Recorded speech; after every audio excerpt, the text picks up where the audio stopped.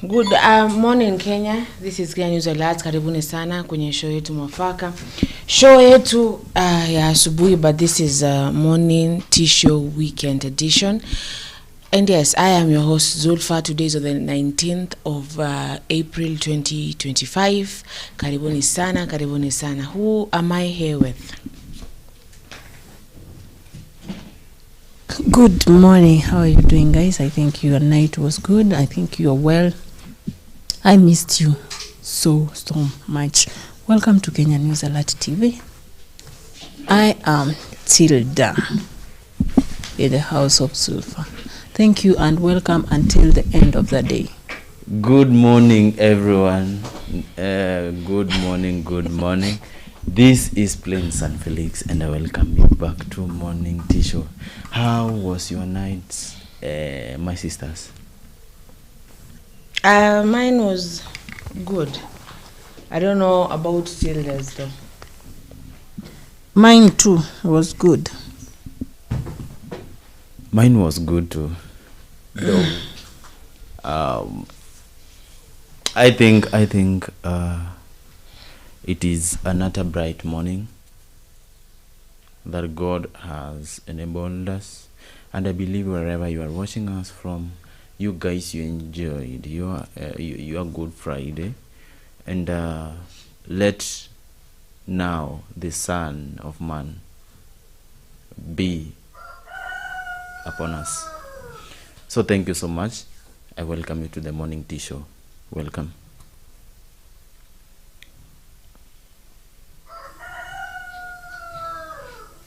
Felix amesema let what? Let the son of who? The Son of Man. No, what is that now? Wakristo wanaelewa. Nikisema hivyo inamaanisha like the Son of Man ni Jesus though. Yes. The Son of Man bado ako hell. Sahi. Sawa.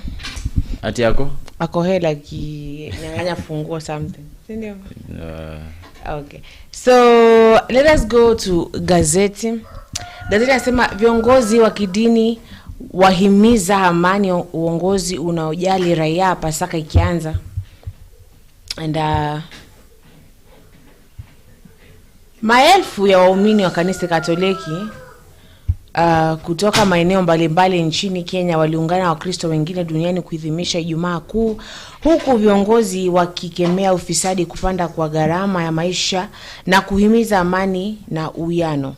Askofu mkuu wa kanisa Katoliki Diocese ya Mombasa Martin Kivuva amewalaumu viongozi wa kisiasa kwa kile alichokitaja kuwa ubadhirifu wa mali ya umma na uongozi usiojali wananchi, akisema hali hiyo imechangia kwa kiasi kikubwa kuyumbisha uchumi na kuongeza mateso kwa wananchi wa kawaida. What are your suggestions about that?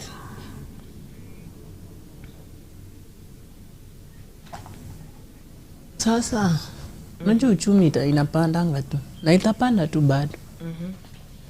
Even if we complain tufanye nini, mali wataanza kutusweet talk ni the last year. The last year of the president to be in the office. Hapo ndo tutaanza kuambiwa unga imeshuka, sukari imeshuka, nini. And then sasa mkishapiga kura ndena vitu zinaendelea kwenda juu. Always complain about uchumi. Na tumecomplain sana. It has been for a long time people complaining uchumi umepanda, blah blah blah, serikali ufanye kitu. But anyway, let me ask you a very simple question.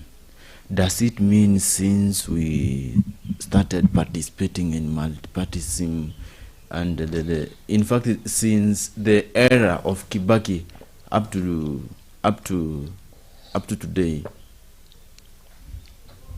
since the era of Kibaki up to date, does it mean people hawajai elewa like these people always come to sweet talk wakati wa kura? It's like they don't though. Unajua, let me tell you Zulfa, kuna wale watu bado wenye walikuwa wanapiga kura wakisema aje pesa huyu nimewahi kula pesa yake gani sasa. Huyu amewahi nipea nini? Nipea as in nipea. It is true. It is true. Nipea, what is nipea? When it comes to these issues maybe concerning social life. Now what is nipea? Huyu anje nipea nini? I'm telling you the truth. Almost 45% of the individuals, that is the way they vote. Zulfa, mtu atakuja kupatie 500 hana manifesto. Mwingine atakuja kupea 50 bob, akona manifesto mwingine tena ako dedicated kwa manifesto. Unasema sasa mtu 50 itanisaidia nini? 50 itanisaidia nini? Unajua, actually I've ever been to such things, and these people, they don't even come and tell you what they're going to do. They just come and tell you shikeni unga, shikeni zileso, and people are there, you're like, what are you alulating for? What is called ululating? That thing, why are you doing it? Amesema atafanya nini? Alafu unapewa hiyo 50 bob, alafu that's that, because you never actually, there's nothing they say they're gonna do. So hata mbele hata serikali akiulizwa nilikwambia ndakufanyia nini, hakuna, because when they were there you were like, ndapeana leso, napeana unga pale kando, ndapeana na 40 bob, what? What? Anataka tu hiyo vitu mzuri. And mzuri 40 bob, mzuri unga haina mboga. Kupa 40 bob wenu ununue mafuta ya mbao na mafuta ya mbao iko kwa nani mzee? Ununue mafuta ya mbao, alafu na ununue na mboga ya mbao. Who has mafuta ya mbao though? Sasa wewe ujipange tu na hiyo pesa. Ulikuwa unapiga kelele ukiuliza. Alafu then you will continue on suffering for the 5 years now. You go there asubuhi. I saw another place where that morning where people are going to vote, they are given, ati mnaenda kwanza mnakutana kwa either one of the people in the community, mnapikiwa chai huko na mkate iko na blue band, na because haujakula mkate iko na blue band for 10 years, unaona uko like ana mnaambia nani mkavotie huyo, mnavotia huyo. Nasema tunavotia wa chai na blue band. Ati ule wa chai mkate blue band ati unaona venye alishughulikia alishughulikia nini? Anakuwa na mtakuwa asubuhi mnaenda kwa huyo, unaona venye kale kachai kalikuwa kafupi ati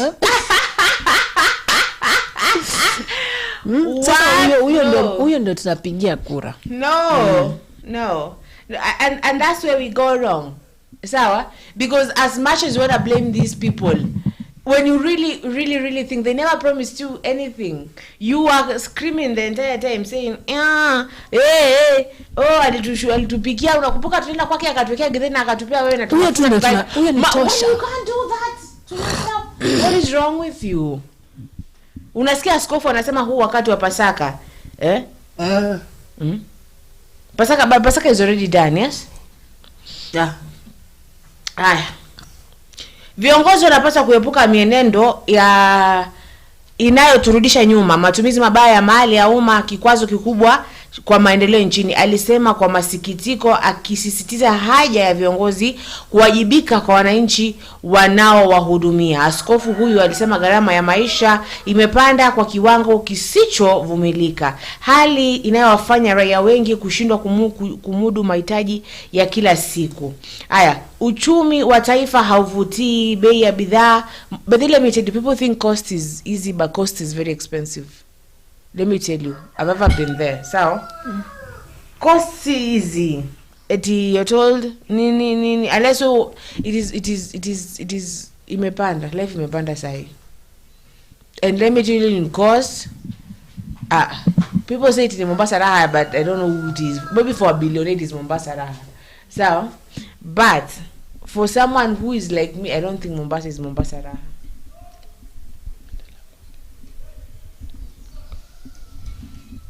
Anasema kuingia ni harusi, kutoka ni matanga. True.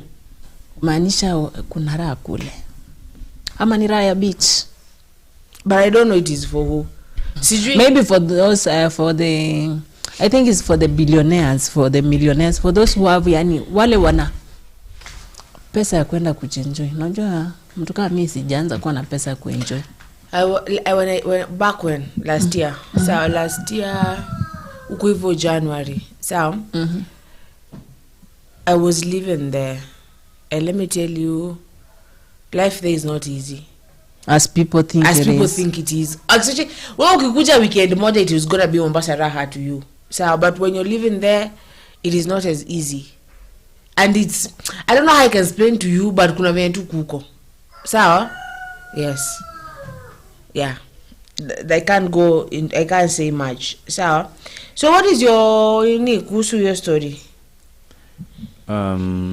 Mimi nilikuwa najaribu kusema kitu yenye huwa inaua watu ni pressure. Na I can't feel ashamed nikisema like 45% of Kenyans wako hivyo. Yes. Mtu anakuuliza aje, mse nimewahi kula nini yake. Unashindwa chenye unaweza mjibu.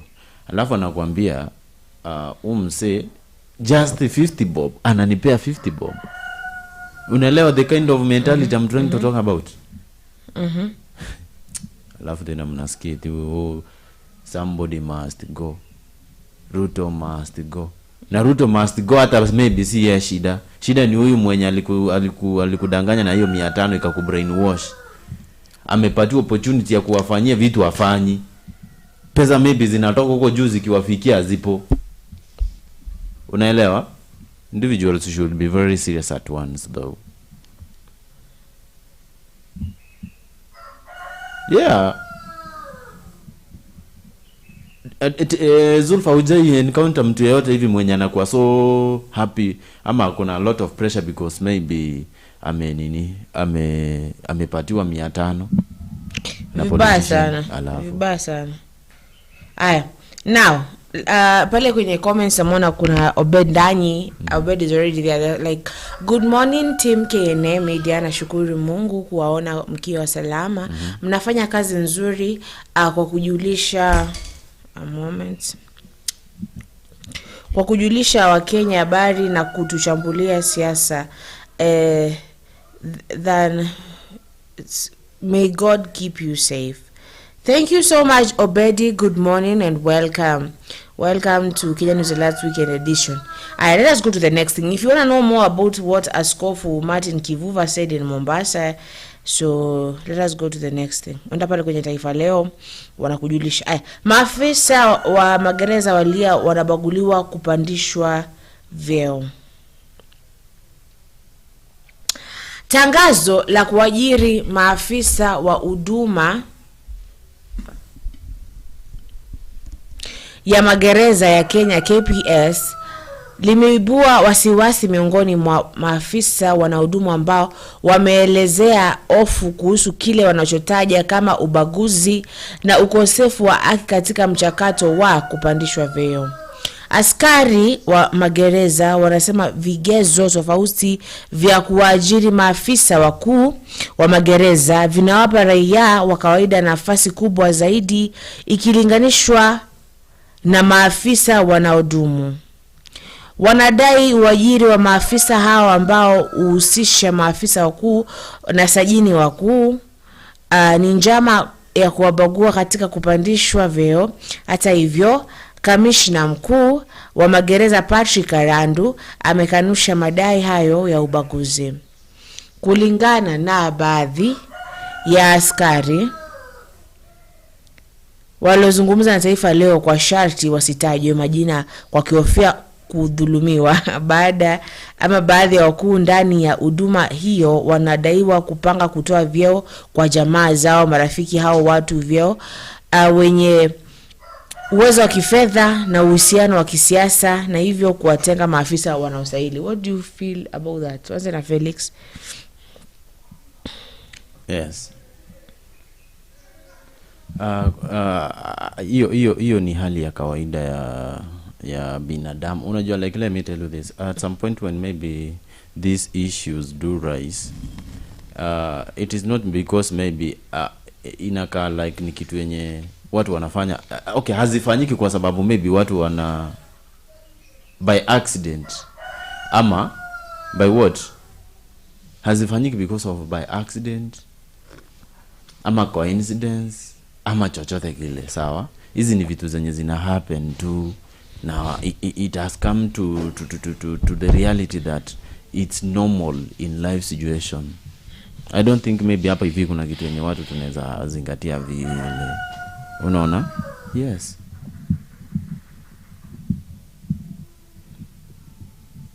It is you.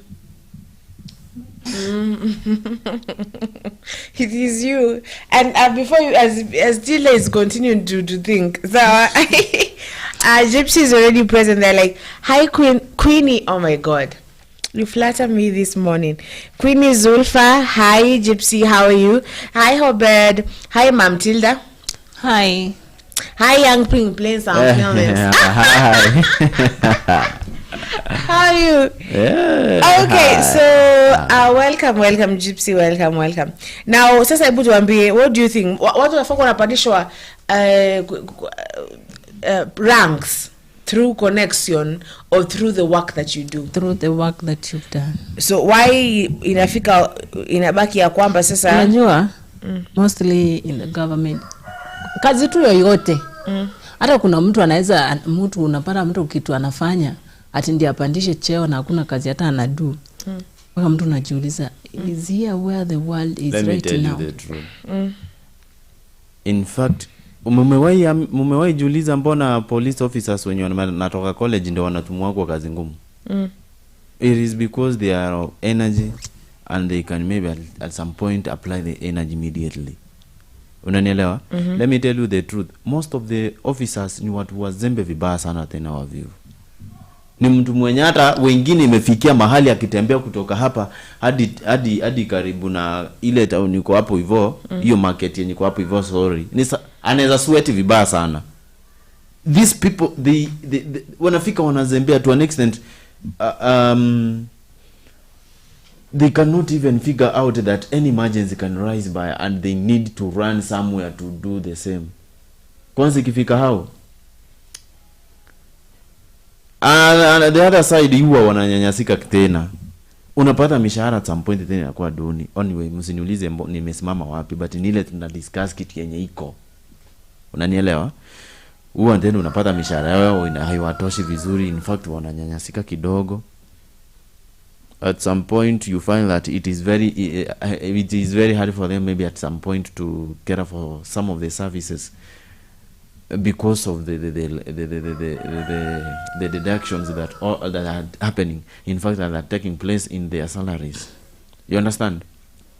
So unapata like ni wanajaribu kuimagine, si basi tupandishwe hata kachia. Mimi nimefanya hii kazi for almost 15 good years, I haven't seen any promotion, I always work. What is wrong? Does it mean that there is something else I need to do except this? Unapata mtu amefanya kazi for 15 years lakini no promotion. So unapata like what is their point? Alafu mtu anakuja anafanya kazi kitu kama 10 years, unashtukia amepatiwa karange kingine. At the same time ni mtu mwenye mmekuwa pamoja na yeye lakini umemtangulia hapo hivyo. Kwamba hata umeenda mbali na 10 years. Mtu anaingia anafanya 6 months. Next unaona I know a lady, unakuwa zile I know a lady that that lady went from college and she became a principal. Why? Because the mother was something, district education something. From college to principal of a high school. Directly, kama alifunza wiki moja na promotion. Directly, you're like, what? They give you promotion. This lady is 21 years old. Yeah. How you a principal? Alafu another thing, unapata like corruption is very high, whereby at some point unapata police officers wengine huwa wanapeana ongo kwa wakubwa wa at some point. Unaelewa? So unapata like somebody amepatiwa cheo not because maybe the person deserves that rank, but it is because at some point money inamsaidia kukuongea. So it is something that is normal in this social life that we are living. In fact at some point when ninajiulizanga, why do you think at some point mess do happen? This mess do come because of the wrong judgments that we could make. Yes? The wrong choices that at some point maybe people could make. Unapata mtu mwenye ako kwa position fulani, that person is not truly fit there. but the person is there. Unapata even the kind of service that the person can maybe provide, they are not as genuine as that person who is well fit in that position can deliver. So at some point we really need to be very careful and maybe avoid corruption. Na hivi hapa kitu in short, the solution is corruption ndio mingi at some point, na pesa ndio zinazungumza. So kama maybe wanalia eti wapandishi vyeo na maybe wanataka wapandishe vyeo, then they really need to understand that corruption ndio inawaumiza. So your corruption waanze kuifight wao wenyewe. Sawa? The moment hata kama wewe ni constable, umeona somebody receive pesa, na hata wewe mtu yeye ni mkubwa wako, kwa sababu maybe anataka kuingisha mtu mahali, please, kwani does it mean that kuriport ni shida? Make it public. Ukimake it public, mtu hata ataweza kukuvuta. Hata akijaribu kufanya vitina aje, utakusha afanya nini? Umeimake kwa public na iko hata kotini. Ataanza kupiga simu kwenda wapi eti uvutwe kazi. Hata kama maybe watakufuatilia nini, waambie, utasema na niko sure vile nimeripoti hii kitu, nitaanza kutafutiwa makosa. Make everybody to understand everything that is going on. Corruption ikianza kuwa fought by police officers themselves, that will be the moment pia wao hata life itawakalia mzuri. Yes. Yeah, is that your nini, Tilda? Yeah. It's just the same. Because unajua, at the end of the day, corruption ni kama ndio imetawala Kenya. Without kuongana, upate job, kufanya nini. But then what is up with kuniambia nikupe pesa wakati ndo hata mimi mwenyewe natafuta kazi? You know, that thing doesn't make sense to me. Like, well, bro, even I am here because I need that money. When you're telling me to give you 10,000 so that you may employ me, na niko hapa bro na kuitisha, what do you want? Unataka nini wewe? And maybe you are giving out. There's a moment I told someone, so they call me for something. So niona wanipigia simu, and then I'm there and they're like, now what you gonna do is give me this money. I'm like, you tufanye hivi, nipe, then tuakata kwa mshande. So they're like, haiwezi work hivyo because you know your salary will be your salary. So this is hata maybe ukundani basi hawajasema hivyo, niyo ndo nataka hivyo. See, because when I'm telling you, then wacha niingie nifanye kazi, and then salary ikikuja we kata tu. They're like, no, you have to give me first because your salary will be due or whatever. I'm like, you know what, I cannot. Where am I supposed to get that money? Where am I supposed? So corruption kwenye makazi, and it has become such a nasty thing. Ama ile nepotism ya kupeleka familia na familia. I prefer to bring, if like my boss says we need someone else, we need a new someone, I want to go bring my cousin. I want to go bring someone who I know, like why maybe there's someone out here who is qualified, actually really qualified to be, but nitaenda huko niambie kuzangu kuja nimlipie gari from Tabata mpaka hapa ndo ibaki nao family. Why? That is really, really, really bad. Unapata, that's why unapata kwa hospitali there are quack doctors there. Mtu tu babake because babake kwenye board fulani amekuja amempea kazi Kenyatta. That is not good. That is not good at all. Yes? Unapata this doctor is killing people. Like that doctor that was raping people. Why? Doctors should be... Why? There was a dentist who was dungaing someone's people with drugs and raping them. Mgonjwa amekuja umtibu lakini unamtibu in another way. Because maybe they were hata kuqualify kukwata hiyo kitu. It is just because the parents have connections and that.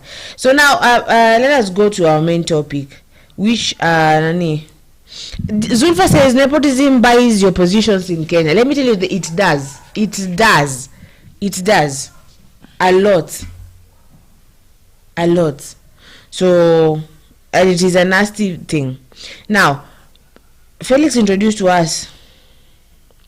Thank you so much for that also. Yes, it was yesterday.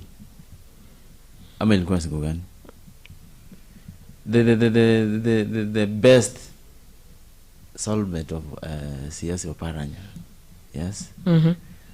Yani kipenzi. Kipenzi wa Oparanya. Uongo. Kwa serious. The soulmate. Yes. Ama mbibi wa pili. Yes. The you know he has 2 wives. The blue eye. He has 2 wives. He has two wives. Mr. Oparanya. Ameatakiwa na goons. Ameatakiwa na goons, gari lake hadi likakuwa destroyed. Yes? That is what now at some point we really need to understand. Kama that is the best thing people could maybe appreciate others with. Let me ask you, despite mtu amekukosea aje, sawa? Unaelewa? Ama mtu amekubo, ama we si fan yake. The best gift ya kumpea ni kuharibu kitu yake yenye ako nayo. Kama sasa what can we say about that kasi wivu? You know, at some point mimi huwa ninaangalianga watu hivi, ninatulia. Zulfa, wacha nikwambie ukweli. Kuna watu wengine wakikuona uko na nini? Uko na t-shirt mzuri. Sawa? Uko na miwani, kwanza miwani ndio inakaa good example. Hiyo miwani yako inakaa poa. Those frames, they are made of silver. Sawa? Alafu at some point kuna gold mahali. Hao watu wanasema despite the lens. Despite what? The lens. Hii miwani juu kasi siwezi itumia, I'll just destroy them. True. Hiyo ni nini kama si wivu? It is wivu. Hiyo ni nini? Hiyo ni nini? Does it mean maybe I want to be na yule mwanamke? But I'm still there. I'm still there. So when they said partner, I thought it is partner in business. In business. Is it partner in business or partner in bed? Which one is this? I saw a certain photo where they. This is the wife? I don't know, but I think is one of the wives. I think is one of the wives, because there was a photo whereby they could wives have, no. There's a photo that I saw somewhere that could easily display that this person is either wife or somebody else, but I believe that woman might be a wife, because Oparanya alikuwa amevaa suti vizuri. Wako na yeye vizuri. Sasa si hiyo basi ni mtu anatambulika. Unaweza kubali mtu akuexpose kama maybe haujamuoa. I personally ingia hata kwa social media zangu uone kama utapata mwanamke huko. So ungepata huko at least ndio ingekuwa nimeoa, kwa sababu it is very good for anybody to be proud of the family. Unanielewa? So he could. So do you think this woman was being attacked because of Oparanya? They are associated with Oparanya. Sasa gari ilifanya nini? Sasa tuanze hapo. Are they being attacked because they are associated? At some point I can agree.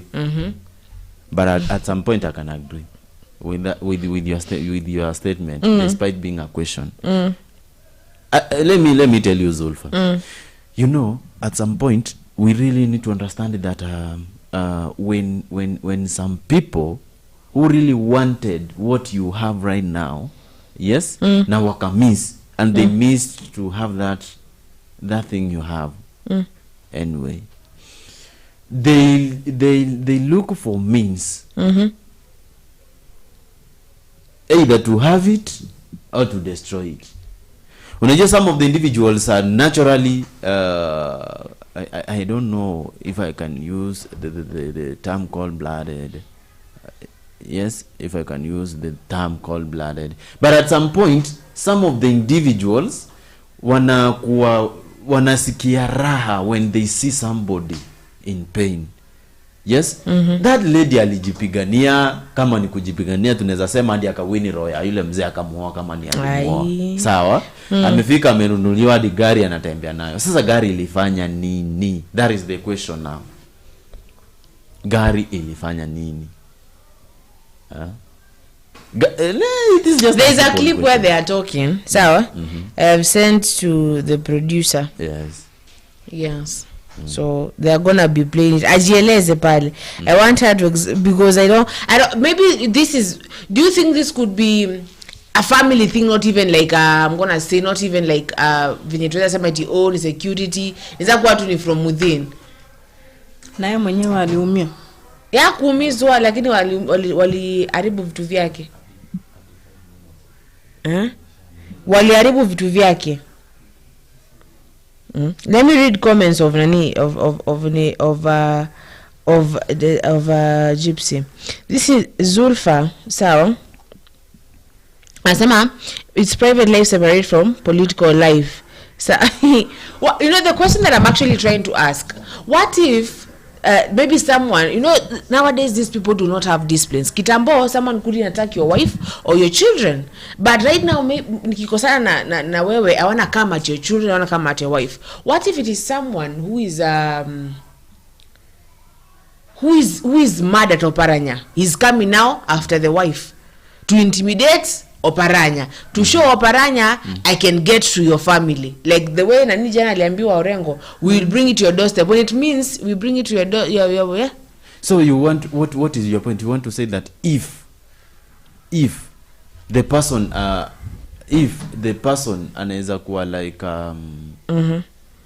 anatumia advantage vibaya ku expose Oparanya, inaweza kuwa, because you know nowadays they do not have that thing. Lakini sasa yeye ni mtoto mwenye anaweza simama mahali amevaa suti hadi na tai anapiga picha nao mwanamke tena vizuri sana hadi. No, I'm saying maybe someone is just trying to get at Oparanya, and how can I get at you to really hurt you? I come to your family. That's how it's gonna really hurt you so good. So, because ukiona nilifikia bibi yako nikamuumiza, you know, you will be like, we.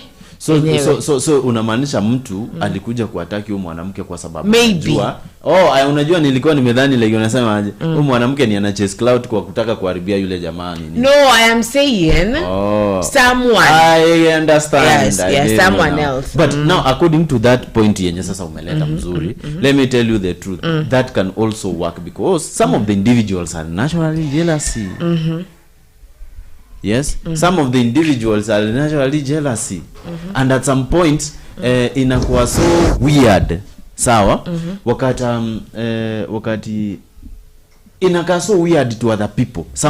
In fact some of the individuals, unanielewa, wakati wanaona mtu ameanza kuprosper despite in fact kwanza wakijaribu kukumbuka mtu vile walikuwa namuona akibeba maji kwa kichwa kutoka mtoni akienda kufagia ile compound yao akimiminia akifagia. What? Unajua acha nikwambie, ladies are naturally lucky. Ladies are naturally lucky. Nyinyi ndio mnaweza poteza nyota zenu ama mzifanye zingae. I'm telling you the truth. Kitu tena chenye kinaumizanga wasichana wengi ni wana rushing into decisions. But a woman ni rahisi sana kubadilisha maisha yake. How? But let us now Felix preach to tell us how am I supposed, just how, like how what was the profession? Okay. What do you mean you say that this lady mwenye sahi amepigiwa gari yake, yani mwenye Goons waliharibu gari yake. Another thing, no, tueleze Felix, I don't know. How is it easier for a lady to change her when destiny? You have good principles, you have best not best, but you have better personalities. You are not just a yes lady. Anything you are told yes, anything, yani you are not a cheap lady mentally. Yes, you are stable, you are smart upstairs, and maybe somebody can detect it from distant, even before, despite your face, despite the way you look. Felix, walai uko na mentality ya mtu wa 1950. Guys, sasa unataka kuniambia nimeongea nini hapo mbaya, my sister? Mimi nimesema hivi, naomba tafadhali ni. No, and I want to explain to you when you say kiasi tafadhali. No. Ukininyamazisha twende polepole. So let us go. So niko na mentality ya 1950 nikijaribu kusema aje mwanamke lazima. Wait, I have a 1950 mentality when I'm trying to say that a good lady should because be you're saying smart, that someone can detect it from there. So when you do this, why are you doing that though? No. Why are you doing that? How many ladies have you seen just wako tu? Mtu anaweza no, Zulfa, I wish you could at some point get exposed to some of the individuals. When unapata mtu ako tu, unaelewa ile ako tu aje sasa. Maybe that's what that makes them happy. Kuwa tu ako. They just want to exist. They don't want to really go with the life pressure. This is what I mean. This is what I mean. Very cheap. What is a cheap woman, Felix? I'm explaining it. I'm explaining it. Tuanze na hiyo. Very cheap. Whereby she can go with anybody. Self-control zero. Whereby at some point anybody mwenye anaweza vibe na yeye at some point unaweza pata yeye ako tu anaweza kubali tu. Another thing, ajui kizuri na kibaya. You can find her in church praying hard, at the same time unaenda unampata tena akifanya usherati. As in, what is usherati now? Usherati ni kukua na ile starehe ya kimapenzi kiolela sawa. Yeah, the kind of women at some point when let me ask you a very simple question. When I say that some of the, I don't say that women you are the way I'm trying to explain, but some of them naturally they cannot maybe have that stable mind to make good judgment that this is wrong, this is bad. You understand? This is wrong, this is bad. And at some point it seems to be very difficult for that woman maybe at some point. What makes a good man, Felix? A good man, somebody who is responsible, disciplined, and self-control. Why is and by the way, that also applies to a woman. Yeah. So what can you say that is a woman? What is a woman meant for? To according to you, ukiuliza what is a woman meant for, utasema what is a woman meant for? A woman biblically was meant for companionship and other things, but so you unajua Zulfa kitu yenye umenishwa kidogo. No. Wait, no, continue. No, be confident with your answer. Be confident with your answer. What is a woman meant for to you, Felix? Companionship. Yes. Oh my God. Okay. So, I don't even have the energy to really argue and start telling you that is just not right. But we're fiti. Sawa. Kwanza before tuende wewe fiti. Nataka uniambie ni mentality gani inaweza sema mtu akona na mentality ya 1950. The moment you just tell me that a woman is meant for companionship, tumesharudi before even the Victoria era. Tumerudi man uko Stone Age. In fact, Stone Age. Tumerudi uko. When you tell a woman is meant for more than to be, in fact, let me tell you. A woman is meant for more. More. When you say a woman is meant for companionship, that is like taking me to a place. I just answered you to the perspective of maybe biblical. No, I want you. Achana mambo hapo ya David na King Solomon. A woman. Nataka wewe. I'm asking Felix, not the Bible. Felix, you Felix. When I ask you, Felix, just saa 8 usiku, Felix, what is a woman meant for? Utasemaje? Sasa ni kujibu nini shwali? Na unaelewa mwanamke anafaa azae. Anafaa afanye kazi pia, anafaa azae. Anafaa afanye nini? What if they don't want to give birth? What if this woman just want to be? They never want to give birth. I'm going to be translating. Felix has said a woman is supposed to give birth. The second one? Asome. Afanye kazi, aishi maisha mazuri, because at some point by then nowadays we don't want those people when wanazempea kwa nyumba wanakaa sijui ni kama mazima sijui ni stage. Why you making you're making me so happy this time round? We don't want those people when you wanakaa. So what if we are getting married but I don't want to ever be a mother? It is your choice. Now, and I tell you straightforward that I don't want to ever be a mother. I like that personality. At least you have got something in your mind that is guiding you.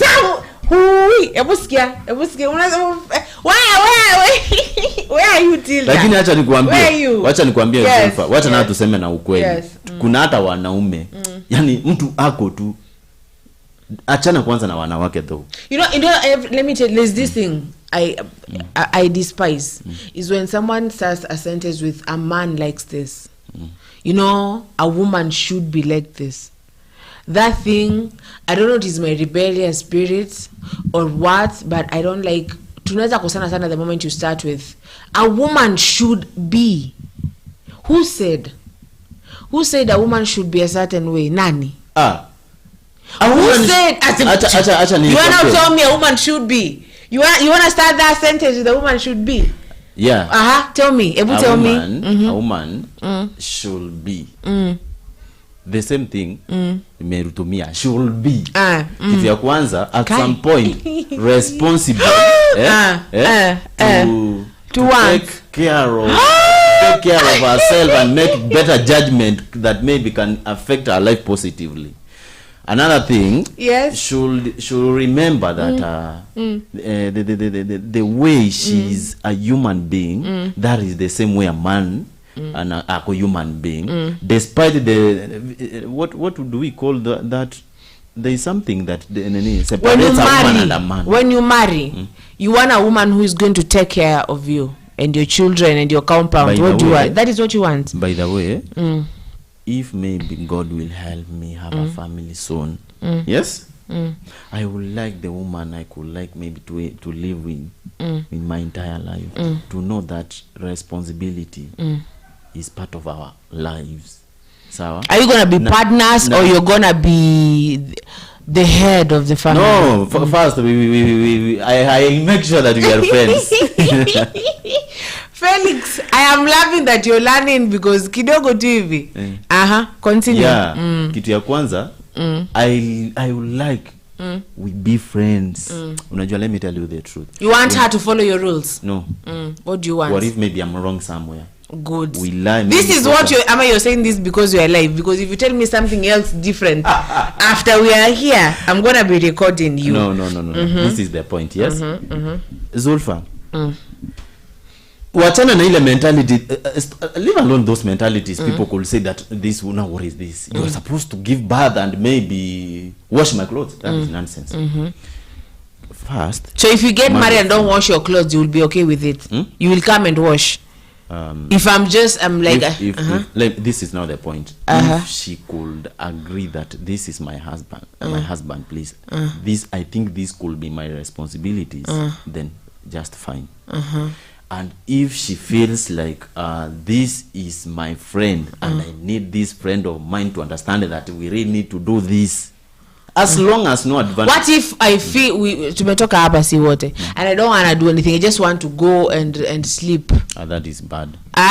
You should be responsible at yes, that's who you. No. What if I don't feel like doing it because sometimes someone may feel like they don't want to do anything? Will you mind? Will you live in a disorganized house? Why don't you organize it? Wewe utakuwa unafanya nini? Na mimi nikiorganize utakuwa unafanya nini? Mimi nikiorganize. I'm helping you. Why don't you do too? Sasa hapo ndo maana nimekuambia, when it comes to family matters, you really need to be a friend of somebody mwenye unataka kumari kwanza before mapenzi. Unajua mapenzi yakijileta mapenzi yakijileta baadaye inakuwa fiti kuliko mapenzi ya kuje timo urafiki ndio aende kukuja. That marriage won't be strong. Wewe na mtu mwenye anaweza kuja amwagie bwanake maji hata akiwa amelala. Na kikombe tu hivi for fun. Alafu anatoroka anajificha. That is what the family is. That is what you want. Felix, you should not slap that woman. So, because you're always like, Zulfa, I'm gonna hit you. So, now, let me read this and then we continue. I just wanted to really trap you, but I see you know I'm going to trap you somewhere. You won't. But I know right now that you're unakufa tu kidogo because you're like, I'm telling you what you don't believe in all that you've said, you know that, yeah? Kwani nani ameniongelelea? You see how I'm looking at you now. Gypsy says Zulfa, you just called Felix is in the medieval era. Let me tell you. Yeah. By that, what made you maybe to tell me that? Because the more you said, yes. And I thank God that you find yourself. You found yourself and you corrected yourself. Why did I say that? The moment you said a woman is meant for companionship, you've put a woman in one box. Like, you know, there are people who wanna just be spinsters. They just wanna be that beautiful rich auntie. They don't wanna get married or have children. They just wanna be. So those women, you're making them seem like a pariah in the society because they don't. Even right now, maybe Maju. Right now.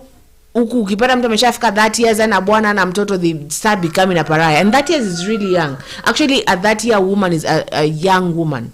Sawa? So when you put them in one cocoon, one box of companionship or giving birth, that is what you should do as a woman. Do you get that? There are people who don't want that. You know, sometimes in life I think I don't want to get married, I just want to be. Why do you think some people do make choices when they want to select ladies? Like, am I here for you, for your pleasure?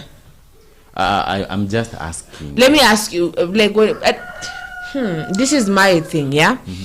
There's that thing of you have to be, there's this thing, sawa, of, it's like I should represent myself a certain way to men so that they may find me attractive, so that they may see me as a woman, as a wife material, so that they may see me a certain way. I don't do that, and I don't think I'll ever do that. That is not what we call faking. Sawa, like I should be I should, nikikuja okay na kuna wanaume unaongea pole pole, unacheka pole, I'll be laughing like a witch, let me tell you.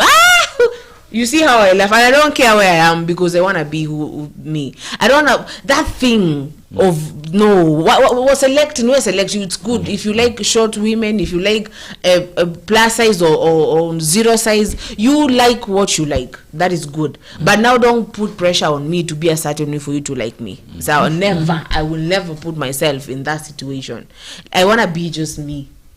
So when you want to say it, I'm meant for companionship, that means now I should tune ni kama mwanamke mdigo, but right now they are getting educated, so they are stopping that thing. They were created, the only thing that woman has achieved in life is getting married and having children. Nothing else is seen, you know. Back in the coastal areas uko ndani, that is 1450 kind of mentality. Okay, uko na uko mse man. Where? That's when you start a sentence with a woman should, a man likes. I'm like, what? Watch your story. Don't tell me a man likes. Let me ask Tilda a very simple question. Ask Tilda. For some instance, you may find somebody like now Oparanya. Let us go back to what we were supposed to talk about though. For some instances, you may find somebody like Oparanya, sawa,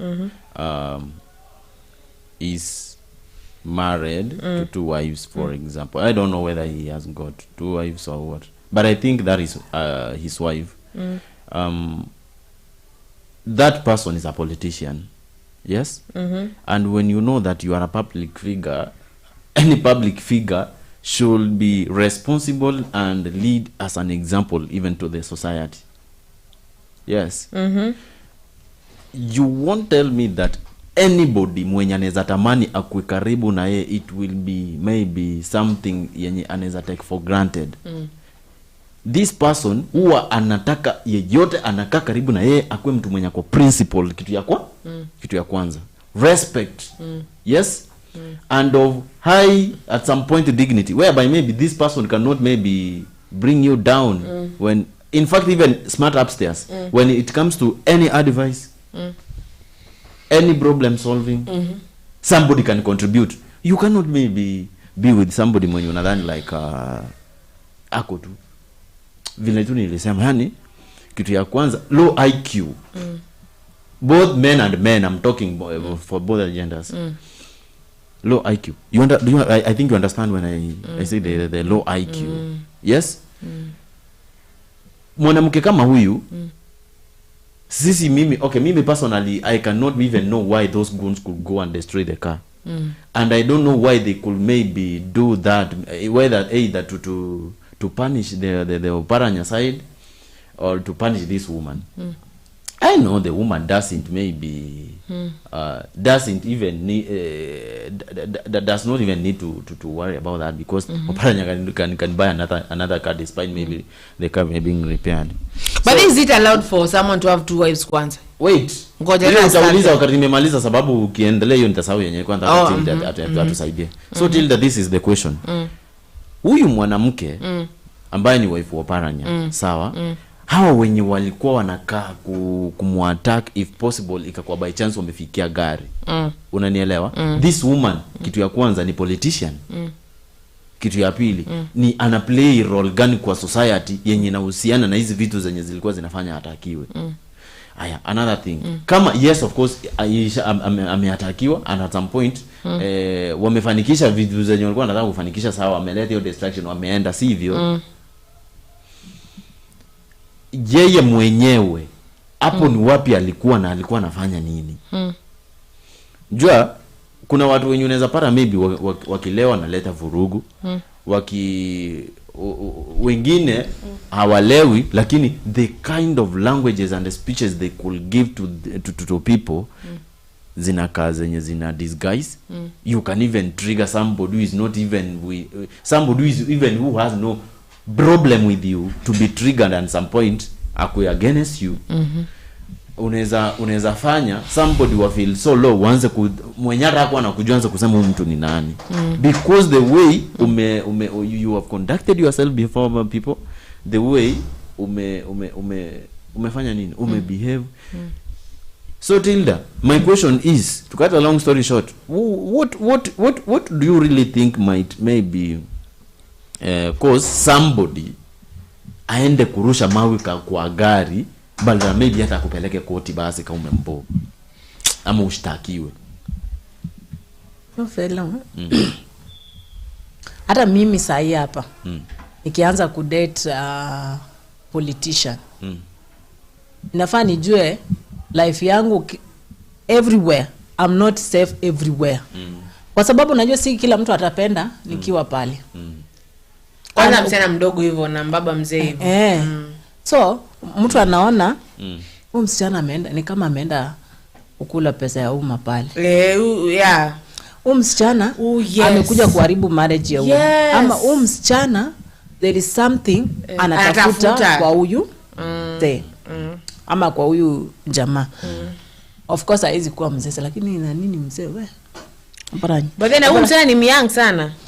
Oparanya is very old. I think he's governor from and that lady is really so unaweza atakiwa vita inakuanga kwa nyinyi wawili, the women. Either the big one amekupangia njama, ama hawa vijana wanaona sana the children. Kuna mtu mahali anataka kukuja kunyakua mali yetu. Wanakuja tu pole pole, si wao wanakuja, they use other people to come and get you. Unajua sasa hii ndio ionyeshe si wao wanatumia watu wengine na wasikuumize, waharibu tu gari. In fact kwanza wajue tu hiyo gari ni nani alinunua. Kama ni baba yangu alinunua, hiyo inaharibika. Anything that I'll find with you na nijue tu hii ulinunuliwa na mzae, hiyo imeenda. And they always mark. And those people who attack you, wale watu wenye wako around na wewe fellow. Usifikirie mtu atatoka huko Kisii, atatoka huko sijui Kisumu, atoke Western akuja hapa Kite, ati anakuja kuata. Ni hao watu tu wako hapa around you. There's that one Judas Iscariot. We're being told Oparanya has two wives, Caroline and Priscilla. Oparanya kicked out Caroline and replaced her with a new thing. So he called Tabitha. Tabitha is a new thing. Continue, my dear. Lakini Oparanya na yeye jamani. What's that? But let me ask you first. Not today is a weekend, yeah? And kwa sababu hii kitu imekuja hapa kwenye meza yetu, we are going to talk about it venye iko. Sometimes you get a really don't really with this life, watch politics, kuna life. Sindio? Why do you replace like you start with me? Sindio, we start here at Kenya News Alert. At some point we are at CNN, you know, we are buying lands. Sindio, we are jengai, then we are rich now. Let us say we are partners like in life, yeah? Now, and then we are rich. Now we are like filthy rich. Like filthy rich the way I can just be like, I want to drink tea in Calcutta, India. Oh, yes. Oh, and now when we are that rich, yes, you know, now is when now you feel like I'm not your type. Now there's a type now you have as a man. Yes. I want you to answer this because we've seen it happen. Remember, I struggled with you, sawa? No, acha kucheka. Ndio maneno yes. You struggled with me. I struggled with anyway. you. Kwani let me ask you. Sawa? Like, no, listen. Yes. Yes. I struggled with you here. We in Kenya News Alert, sawa. We were good, but we were not good. Yes. So I am pushing you to become maybe the best producer. You're pushing me to become the best TV host. So I get napata huko hivyo show fulani huko sijui wapi nalipwa kama kama 500,000. Yes. Come on. Per month, we say na allowances. Sawa. So we are getting rich. We're not producer mkubwa inabaki in Africa. There's this person and what, we pushed each other. But mostly as a woman, and this one I'm going against my own rules. But I just want to put it like the African way. I just want to really show the emphasis here. Yeah. So now I am pushing you as an African woman. Sawa. Now we are buying Bugattis, and I hate Bugattis. I love Rolls Royce. Now we have a Rolls Royce and a Mercedes. Yes. And this is wale was say maybe a McLaren too. McLaren guy. Yes.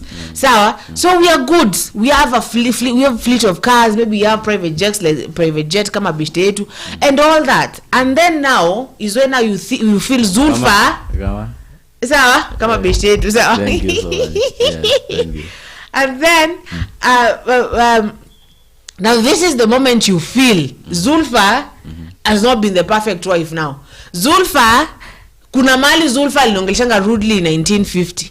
So what happened in 1950? I'm just gonna Google 1950 because I keep on saying 1950. I'm gonna Google that. What happened in 1950? Maybe happened watu walikuwa nafukuza mabibi. Maybe that's when I was being reincarnated, yeah? Wallahi. Ama hapo ndo mabibi walikuwa nafukuzwa. Nice touch. Jeez.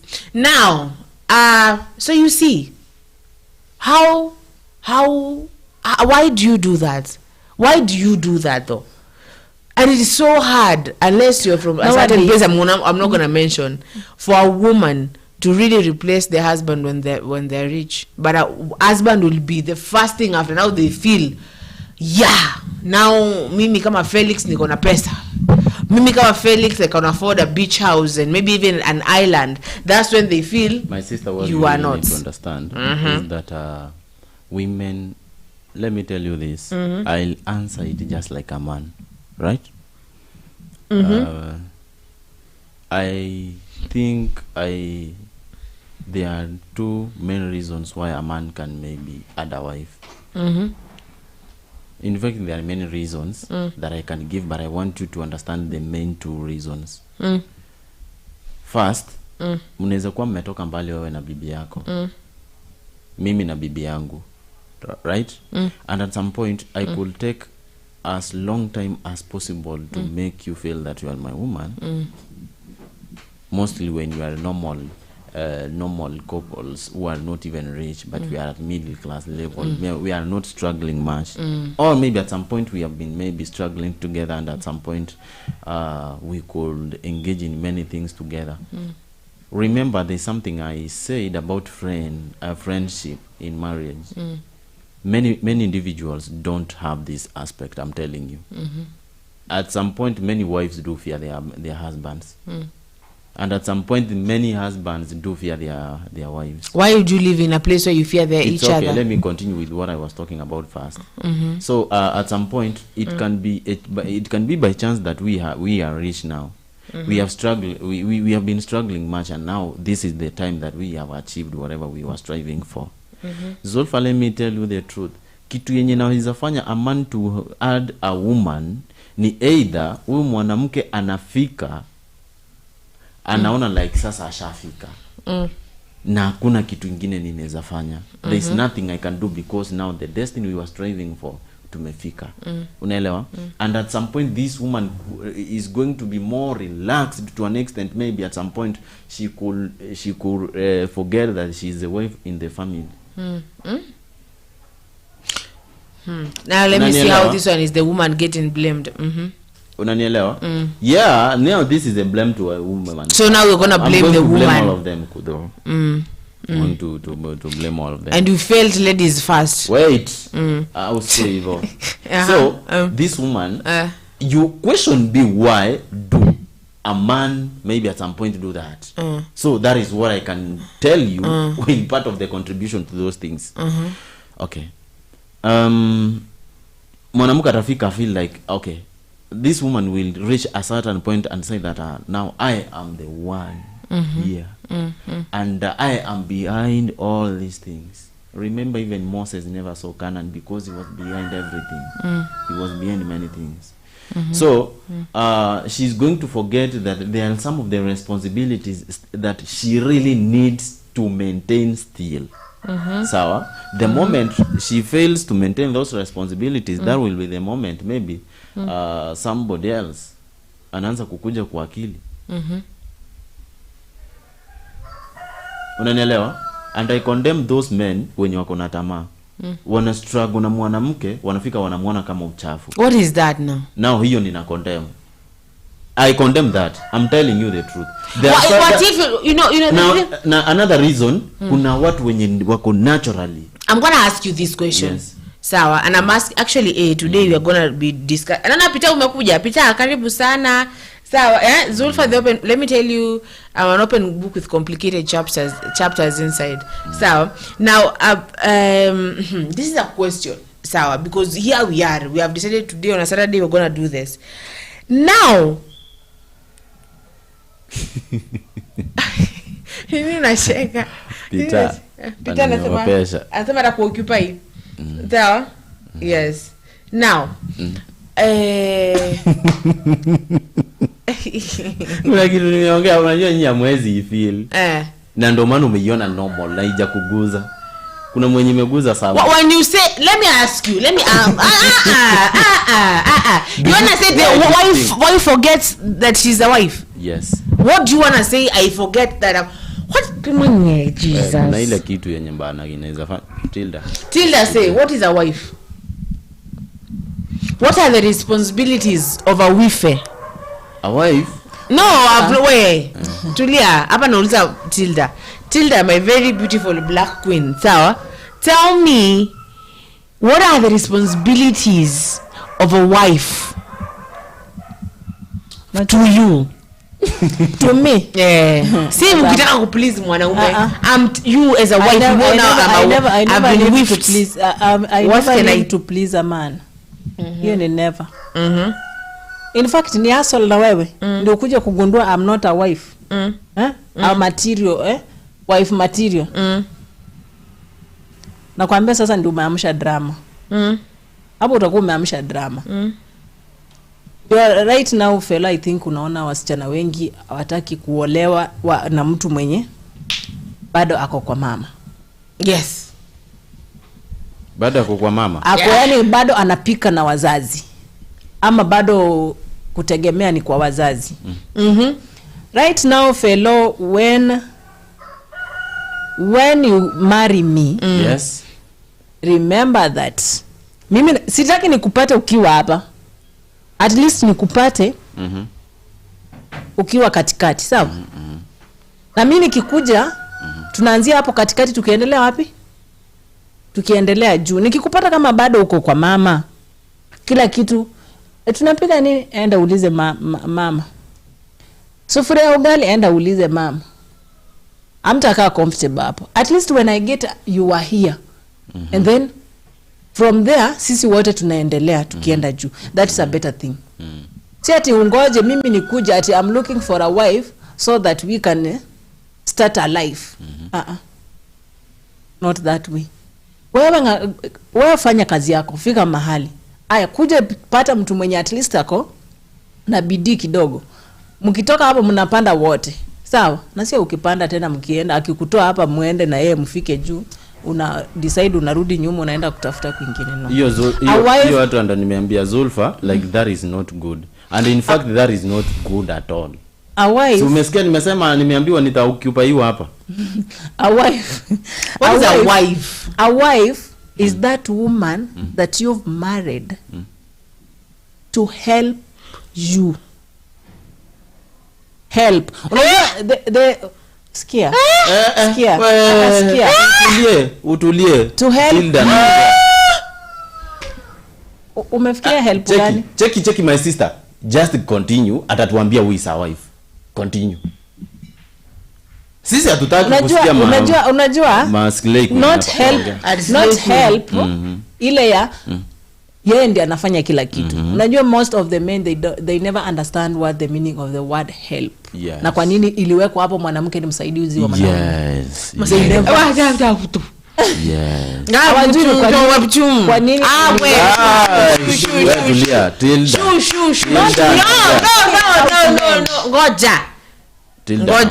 Ngoja, I'm in shock. So you want us you want us to give out the ideologies with that? No. A moment. 1920.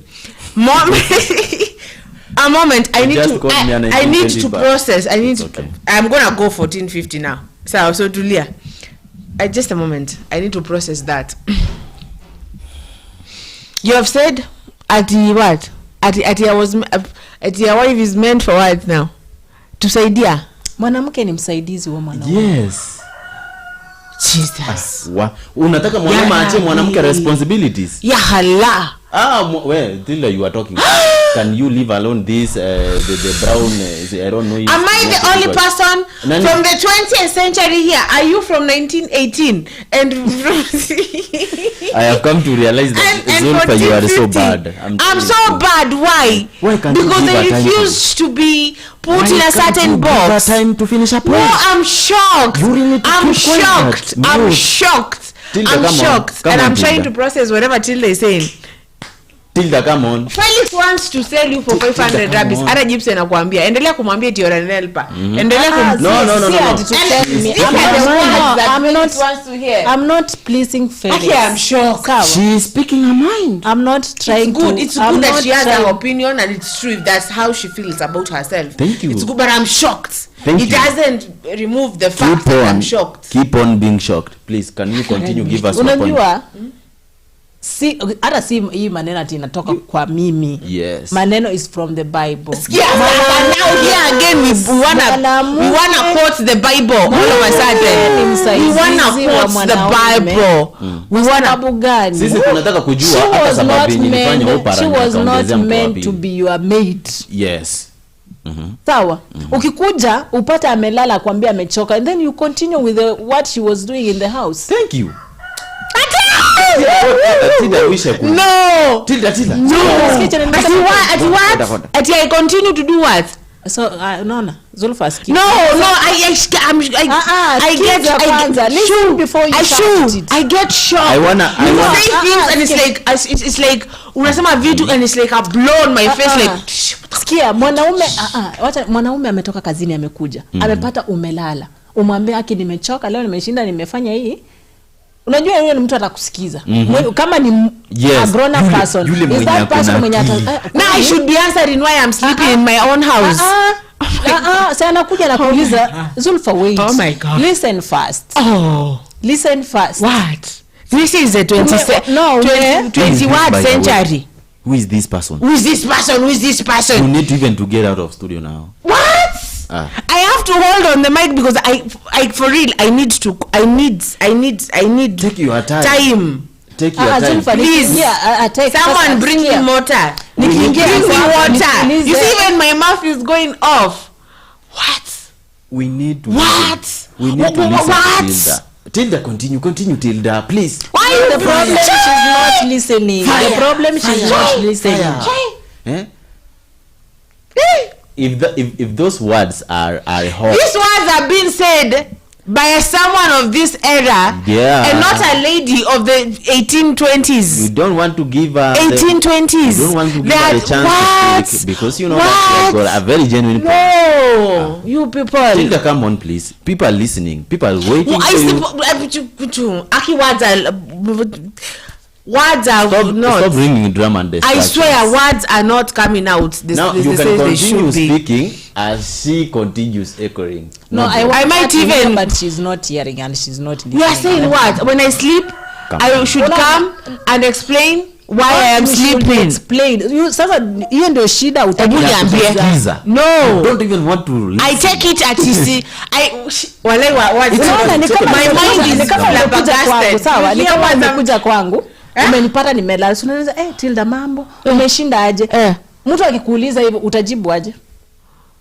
No, what you say? No, nimeshinda, nilikuwa nafanya, nasikia kiwalai nimechoka mgongo. Mtu amechoka. What does it mean that I'm a helper? What does it mean that I'm a helper?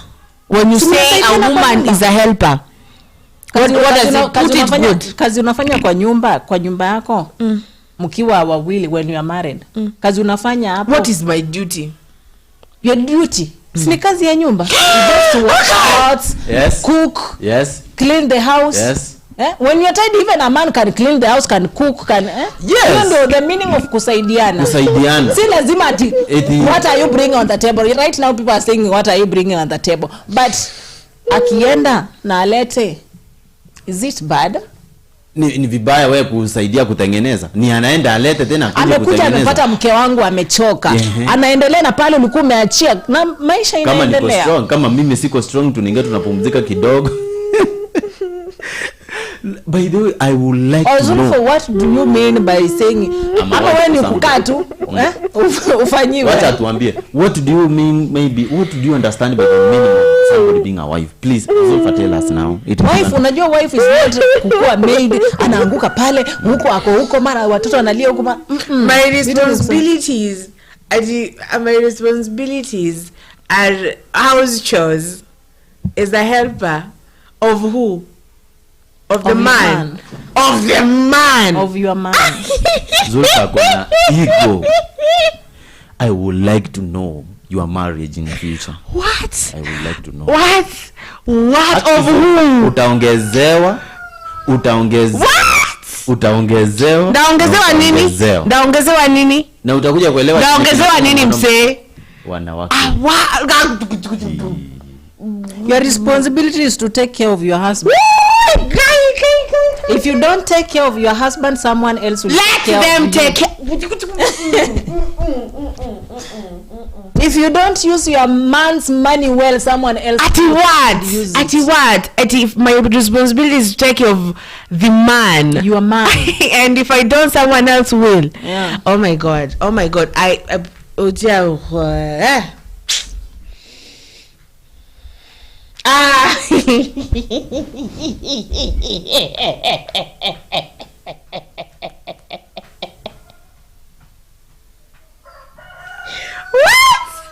If I do not, someone else will do what? Will do that. Take care of my man. What? And what now? And what should I do now? What? Kama mmetoka kazi wote mnaingia kwa nyumba mmechoka. Si mnabai food huko mnakuja mnakula na mnaingia mnalala. Ameelewa chenye Oparanya ingefanya ongezee mke wa pili ama mke wa tatu ama mke wa nne. I think we can continue what we were supposed to talk about. This is what you really need to understand. The reason why a man can maybe add 2 or more wives, it is because of the same behaviors just like the ones Zulfa is trying to display here. I swear you people of being a unafanya mpaka hata akili yangu what is the word?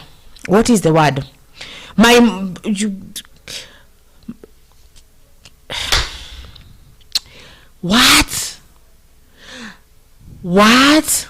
Tilda, at this juncture, let me use at this juncture, you want to say your responsibility as a woman is to take care of your man, and if you don't, someone else is going to take care of your man. I'm going to give you a very good example of where I grew up. There were women there, women who woke up at 4. Those women would draw pico everywhere. Those women would clean themselves, and in the Muslim community there's a way a woman should clean herself, yes. And those women who would jifukiza, I don't know how I can tell you in English, kujifukiza, so that every time you come near this woman, there's a certain way they smell. These women would soak themselves in coriander and turmeric and coconut oil, so that their skin is so soft, their hair is so, and these women would sit at the veranda and they would cook. These women knew how to nengua kiuno, so they know the entire Kama Sutra, okay? So, and these women They cooked. What am I trying to say? They cooked for their husbands. They cleaned everything. They ironed. They knew how to cook. This woman and the what? It is called the what star? Something star that a chef is given when something, I forget that star, but that means that chef is the best. So these women were the best chefs. These women, when it comes to my bedroom matters, these women are those women. As they roll that waist, that ushanga is. So those women knew, those were those, but they were still replaced. You as an individual, stop giving us. It is I am na lazima nianze pale ndo niwarudishe tuko 2025 atuko 1850 sawa. So what am I trying to say?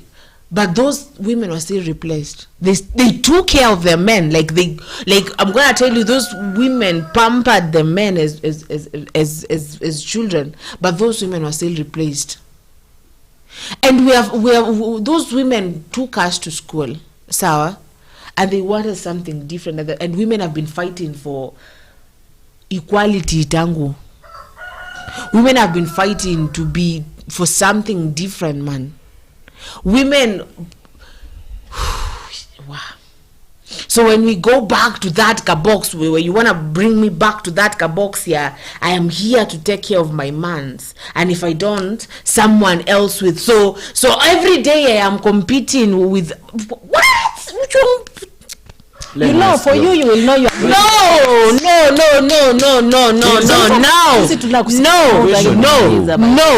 Let me tell you, Aki, not pride. And I'm not saying this in a place or out of a place of arrogance. And I'm not saying this because of ego. It is not ego. It is not ego. But let me tell you, I am not here. Okay. I am not at this place where I am so that I may take care of my mans. Oh my God, take care of my mans because someone else. No. What is the responsibility of our wife? No. Can you tell us? No. Don't open your mouth until she. I am not. Let me tell you. What is the responsibility of a woman? We are equal. Okay. We are equal. No problem. We are equal. What are the responsibilities of a woman? So the moment you want to put me in that cocoon of I should be taking care of a certain man, of a certain grown-up person that their mother really took care of them. Now I should come and come and you're taking me in a place where even my own mind is in a shikwa and static. You questioned me, I responded back. You questioned her, she responded back. Can you tell us the responsibilities? First, before I tell you the responsibilities, why are you still in the 1850s? What are the responsibilities of a woman? What? Who is in 2027 right now? Let me tell you, according to me, Sawa, I don't want to say these are the responsibilities of a man, these are the responsibilities of a woman. I don't want to put people in boxes. I don't want to put people you know what the responsibilities of a man is it is provide for me. It is due to give me security. I can provide for myself. I mean, I am doing it right now. I can give myself security. So why am I putting someone in a certain box and another person in a certain box? This is why to a place we don't want to be gender. This is a man and this, we don't want that. It's just like a person, a human being. I'm gonna say you're a human being. I'm not gonna expect that uweze kuja kwa nyumba wacha saa mwanaume aende akapigana na wezi. I'm gonna be there fighting with you. Sawa? So don't say I'm here to take care of you. Like that one should just come out of, not that it is my responsibility to do that. It should come because I love you. Not because it is sasa. Unajua as a woman hizi nguo zinafanya nini hapa? Unajua as a woman sasa wewe sasa ifai mwanaume mwenye ako hivyo. No, I want to take care of you because I want to be cooking because I want to cook. You know, for my partner. So I that's why that thing where people say, you know, a man should never cry. I want to see my man with emotions. I want to see them cry. I want them to come and be vulnerable. I want them to come and be like to just be in a puddle of. I just want you to be human. Because saizi ni kidungo na kiso we feel the same pain. Ama, do we feel the same pain? We do, because we are all humans. But that thing of putting this person in a box and this one in a box, stop. We are not there. Boxes, and we are not in boxes now. We are just human beings. Sawa? Like if you wanna cook for me, ama you wanna take me out to Dubai, just do it. You're not doing it because this is what a man should do. I can even do it for you too.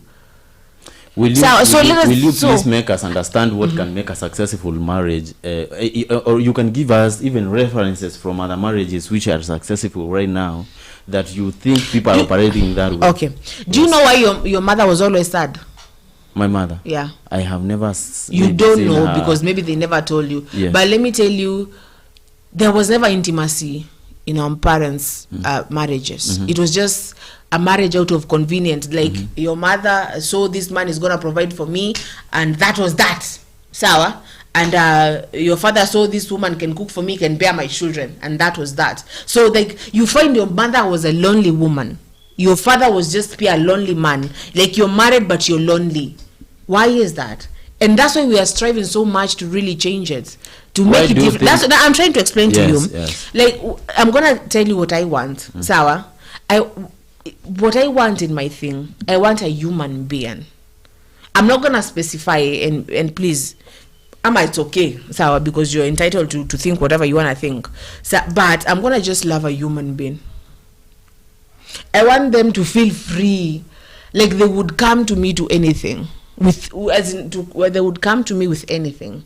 They would not. Yani hakuna mali nimemweka, you know, in a specific way that this is where I want to see you. I want to see their everything. I want to see them. Yeah.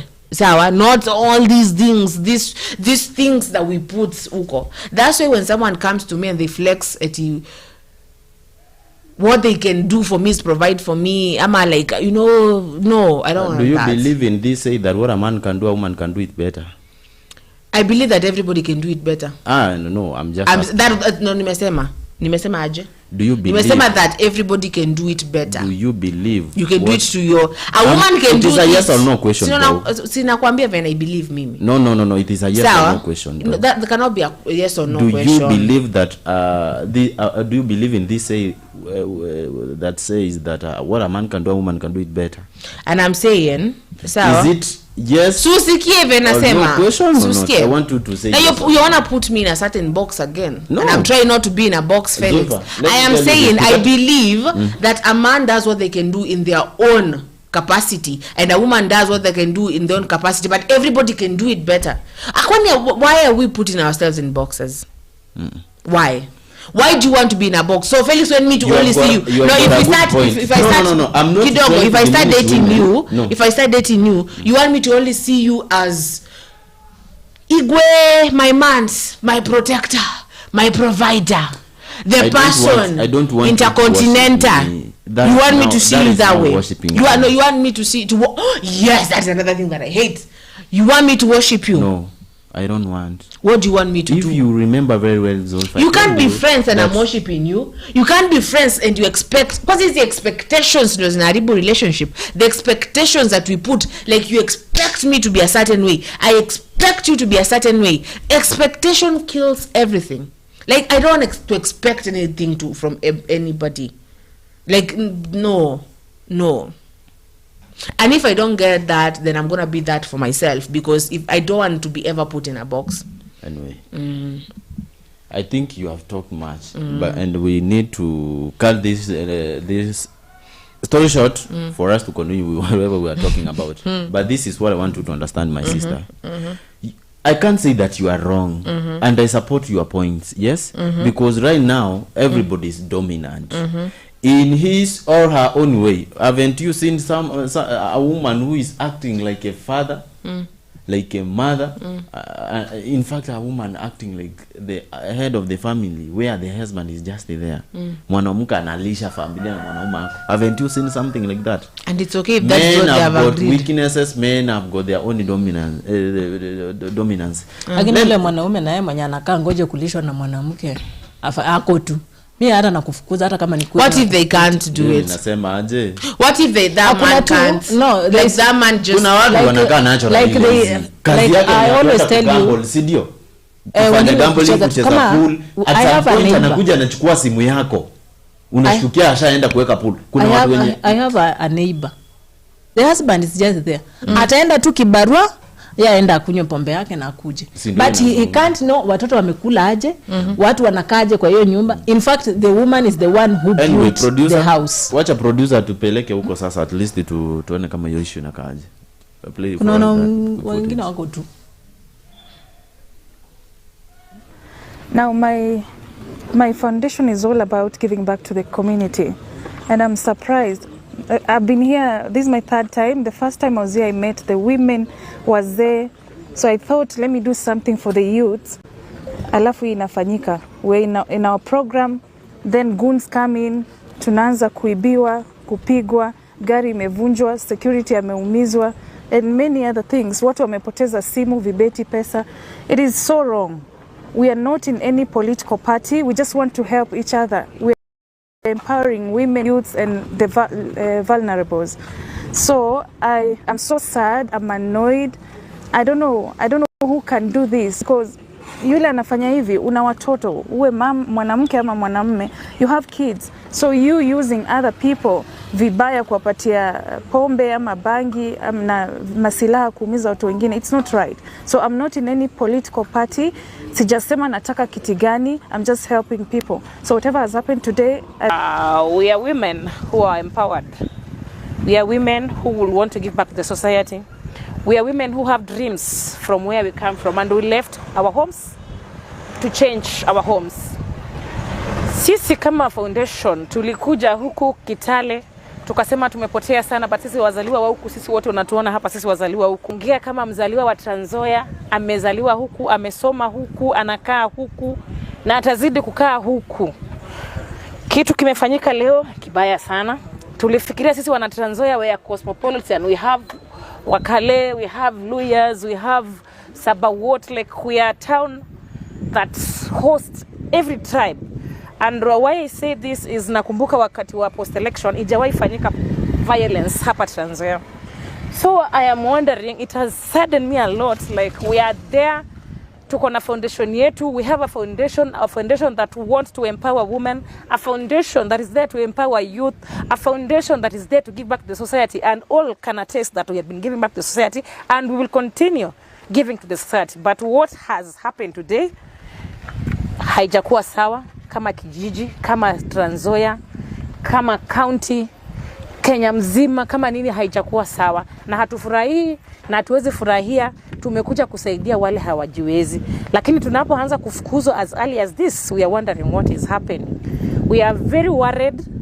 Saizi baridi inatupiga, lakini tunasikia vibaya. Tumekata maneno, tulikuwa tunatafuta ambassadors. We were looking for our ambassadors wa Mary Biketi Foundation wa kutusimamia kama face of Mary Biketi Foundation. Hata hatukukuwa tumemaliza hiyo mkutano, the goons were already there.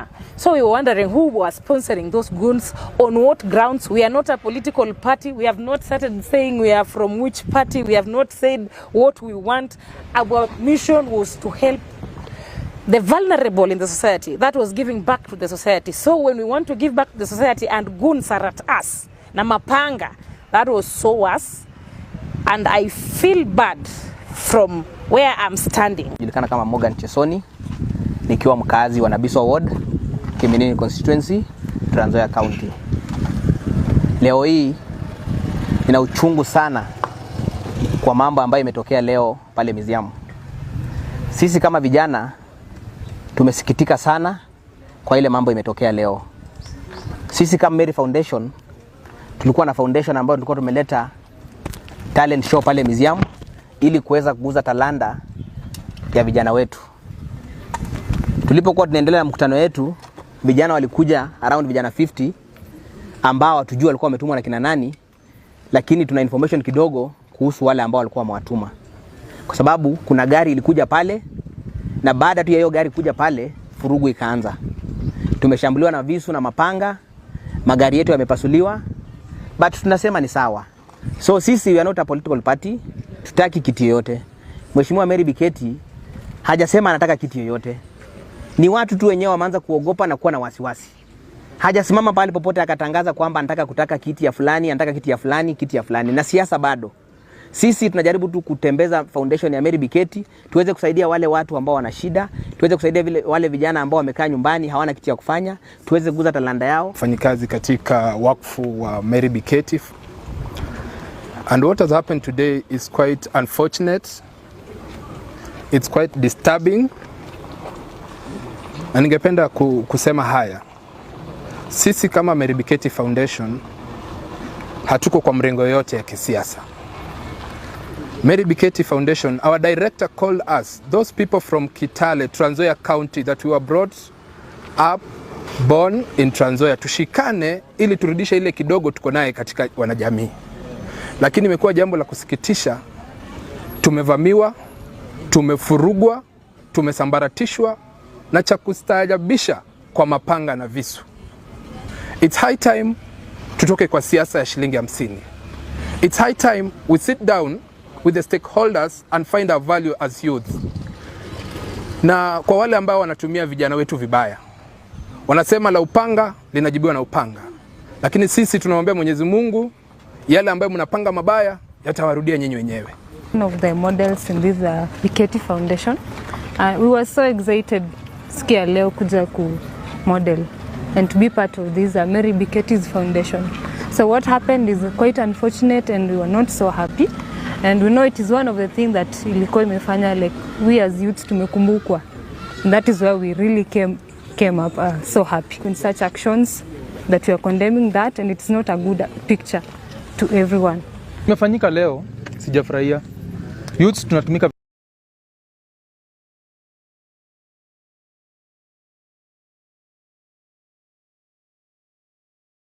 Okay. So I'm going to be reading the comments and then we dissect whatever we've had there from Mary Biketi. Pale, okay. So Peter says, Felix, I need that shirt too. And then Gypsy says, hi Kimani, long time. Did the topic wake you up? And then Felix is saying, oh Peter. And sending some love emojis to Peter. Okay, so Peter says, Gypsy, hi, ni bundles ndo shida. And then Peter Kimani says, Felix, where will occupy you? You feel that, Felix? Gypsy says, okay, Peter Kimani. Then Gypsy, hi, this is Peter. Felix, what? Feeling what, Felix? Okay. Then Peter says, Gypsy, thank you. Then Gypsy says, welcome. So we know Gypsy has done that thing. Sindio? Aya. Tilda, be careful. Felix might put you on sales for rabbits. Usimwambie vitu namwambia. Kidogo utasikia hapa. Aya. Nataka kuku 600. I always say for me I'm going free. There's no one who is taking me with rabbits, cows, chickens, whatever. I'm going free. That money that you will buy that rabbits, cats, whatever you are buying, bring it to me. Just give me. Why not? Okay. There's no one to receive. Your grandparents are there. They cannot receive. They cannot receive. Okay, so ask Zulfa. She went for the but I did not really go. So I said no. When they tried to bring that 50,000, I was like, nah. So I don't want 50,000. Let me pay the 50,000 myself. So Zulfa, once a moment, I wanted a really let me tell you, mulikuwa mnanishtua akili. My brain was blowing. Yari like what? Sawa.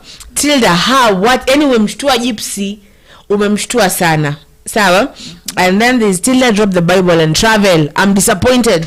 We are disappointed even after now. After this, I'm gonna have to go and sit with you out there and be like, are you okay? Sometimes you did not give me time to explain what. When the moment you said, I am not saying this from me, I am saying this from the Bible. I am saying me as a woman, I am a helper.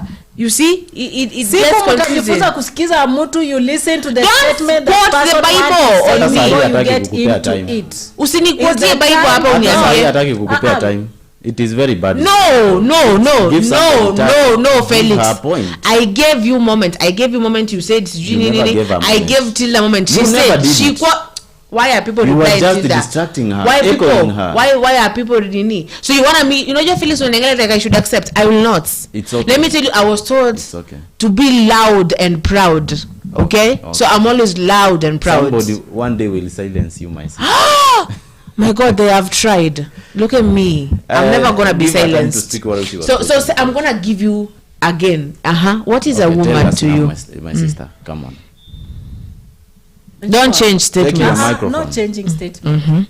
I Take your said microphone. that is the Bible that Take your says- microphone to your mouth, Iski. I was saying the Bible says a woman is a helper, and then I left the Bible and I said that I am the helper. I'm the one to take care of my husband, not just in the house or even the outside thing. A man is that person who will come to the house. I'm tired, my dear. How was your day? My day was good, but today I'm tired. I've not done what you will see there. The man with his all brain will come and say, hey, by the way, huyu nakaa amechoka. Yeye ataenda tu na afanye shughuli yake hata kusumbua. The helper part. And then see, that is the helper. What See, is mimi that? Amekam nimepumzika. What is that? Aya, When you say nenda- my helper, I want you to Skia. really go deep That's why and I'm explain to doing me it. what That's why is. I'm explaining. Now that's my husband has helped me. Sawa. Mimi si nimemsaidia ile ya mchana. Ningeacha kama ni kuosha vyombo ama kufagia hapo ama kufanya nini na nikae tu. Ni relax tu nimngoje. Nimekaa tu. Na mngoja atoke kazi ndio nikuje sasa. So we should be doing this because we are helpers. Ama we should do this because I just don't want to live in a filthy place. You know, Zulfa, there is those men that hata naona I always see it the marriages. Ndio maana saa zingine nakanga hivi nasema mimi kuoleka naweza kaa tu kando nisiolewe. But naona mtu hata ukue mgonjwa Zulfa. Mtu anakuamsha tu kwa kitanda endo upike chai. Endo nichamshie maji. Lakini yake Because that is the thing they have. That is the mentality you're trying to say. A woman is a helper. That's why whether you're sick, when you repeat it and say it is true, a woman is a helper. You're encouraging those people who feel, yes, in the Bible it says a woman is a helper. That's So why ndio whether you're nimekuambia. sick or not, please, Ndio when you say nimekuambia. a woman is a helper, ndio nimekuambia. hebu elezee hiyo. Ndio nakwambia. Not helper wa kuwa maid. What is a helper though? What ebu kwa dictionary, what does a helper mean? Help Zulfa. Sijui utaelewa aje hii kitu. Helper si ati ni wewe unajua That is what it means. Literally, in fact, literally, that is what it means. It's like you bring a Helper. I have brought help kwa nyumba. When you say, I got help, by the way, what does that? It means that every responsibility in this house that needs this, it is you. That is what it means. So when you say a woman is a helper, it depends with the no, mentality of that tunachukulia venye person. kitu inamaanisha. Inamaanisha hivyo. Sasa nikuulize, ukileta maid kwa nyumba utamwachia everything afanye. Why are they there? I think now you access everything that it belongs to you. So when you say it's a helper, actually when you utter literally amekujibu, I don't literally, think you people that is what it you are means. discussing about Sawa? right now because asha kuonyesha chenye maanisha. No, Felix. Si umesema what is Felix, the work of that you know, woman there's in a the thing house? that you think, sawa.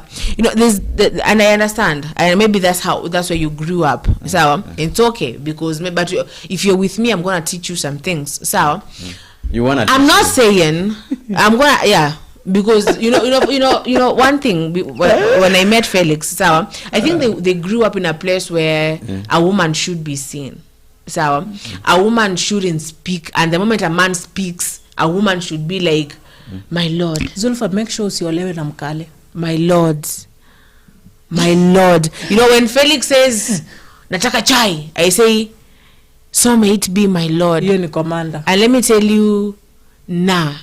Zulfa, I'm gonna, I let me commanded say, you first day. you know, someone said to me once, so Wait. I think Zulfa, you're part of the generation of Lilith. I mean, if you people know Lilith, who Lilith is, Sawa is the first woman who was ever created at in Eden, Sawa, but they were so independent because they were built with their own whatever, Sawa. So that woman was independent. That woman was. Kuna the society wanna tries to make her like she's a certain thing, but I'm like, nice, thank you, that is a compliment to me, because when you said someone is gonna shut me up one day, you have said that right now. No one is ever gonna shut me up one day. I'm gonna be it's okay, life continues, so life continues. No one, because I'm gonna be as loud. I'm gonna say what is on my mind. I'm gonna keep up with the guys. Okay, I'm gonna always say what is here. I don't care how it comes to you.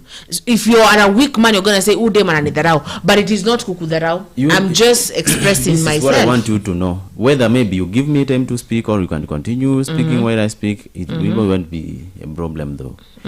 If I commanded you first day you met me and you could interpret me the same way since then up to date, let me tell you the truth.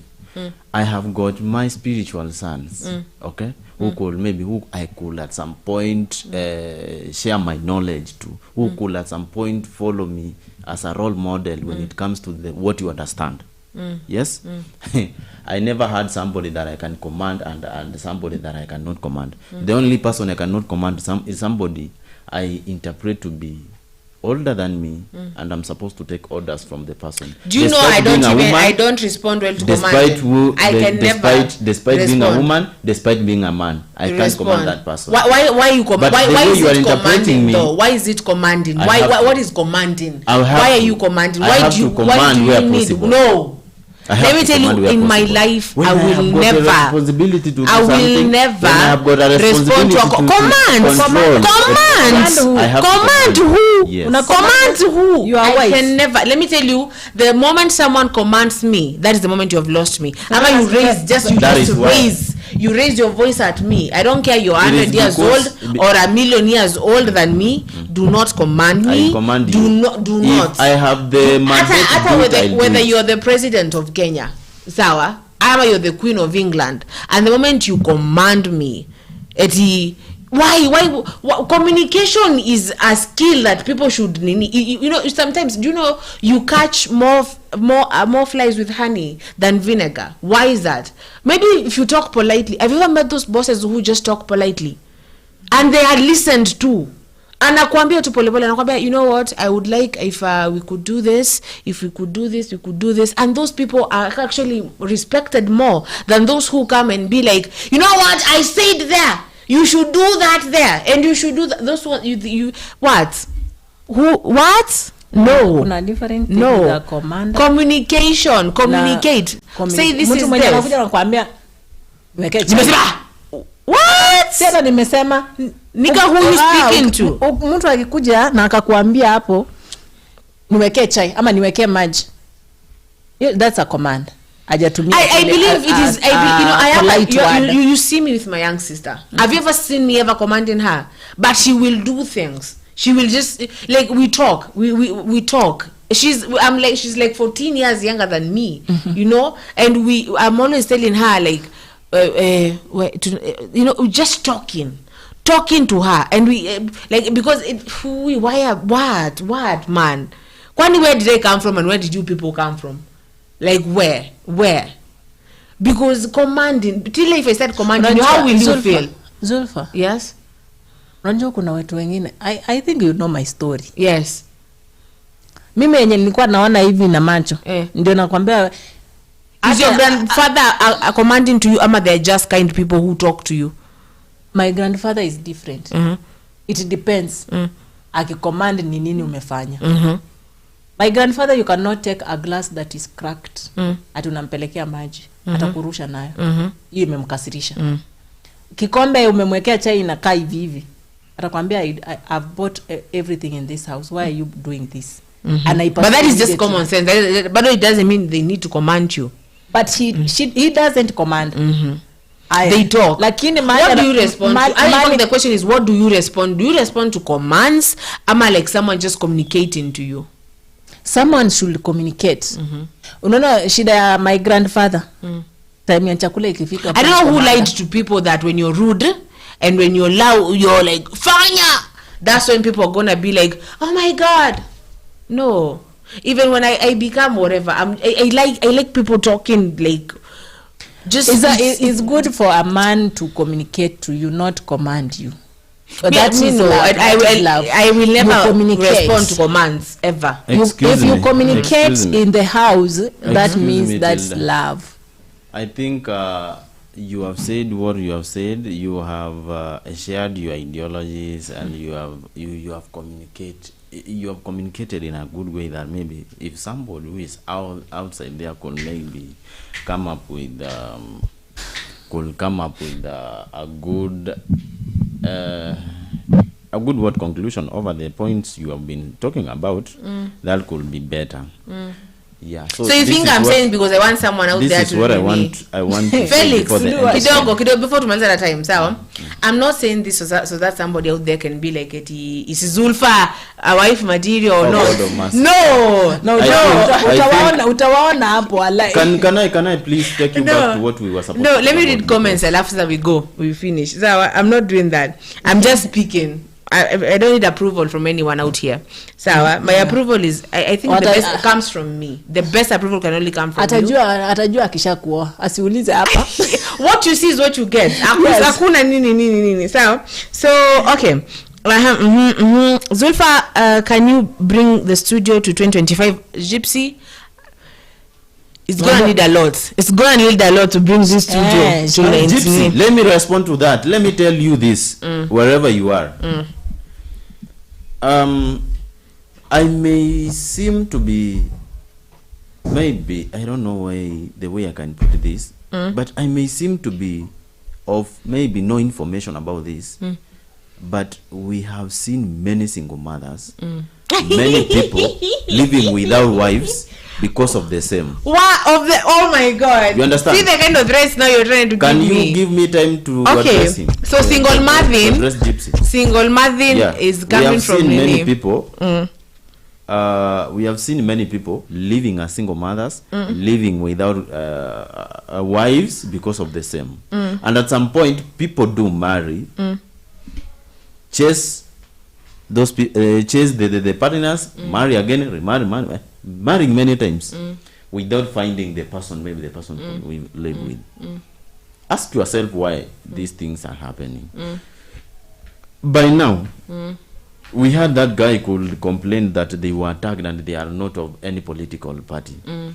They saw somebody come and park a car somewhere there. And when the car arrived, that was the moment chaos erupted.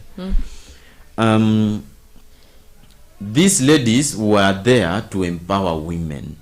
And women empowerment is what we want. In fact, you could also see men there, meaning some of us as individuals, we do support, if possible, women should come out of the box and remember that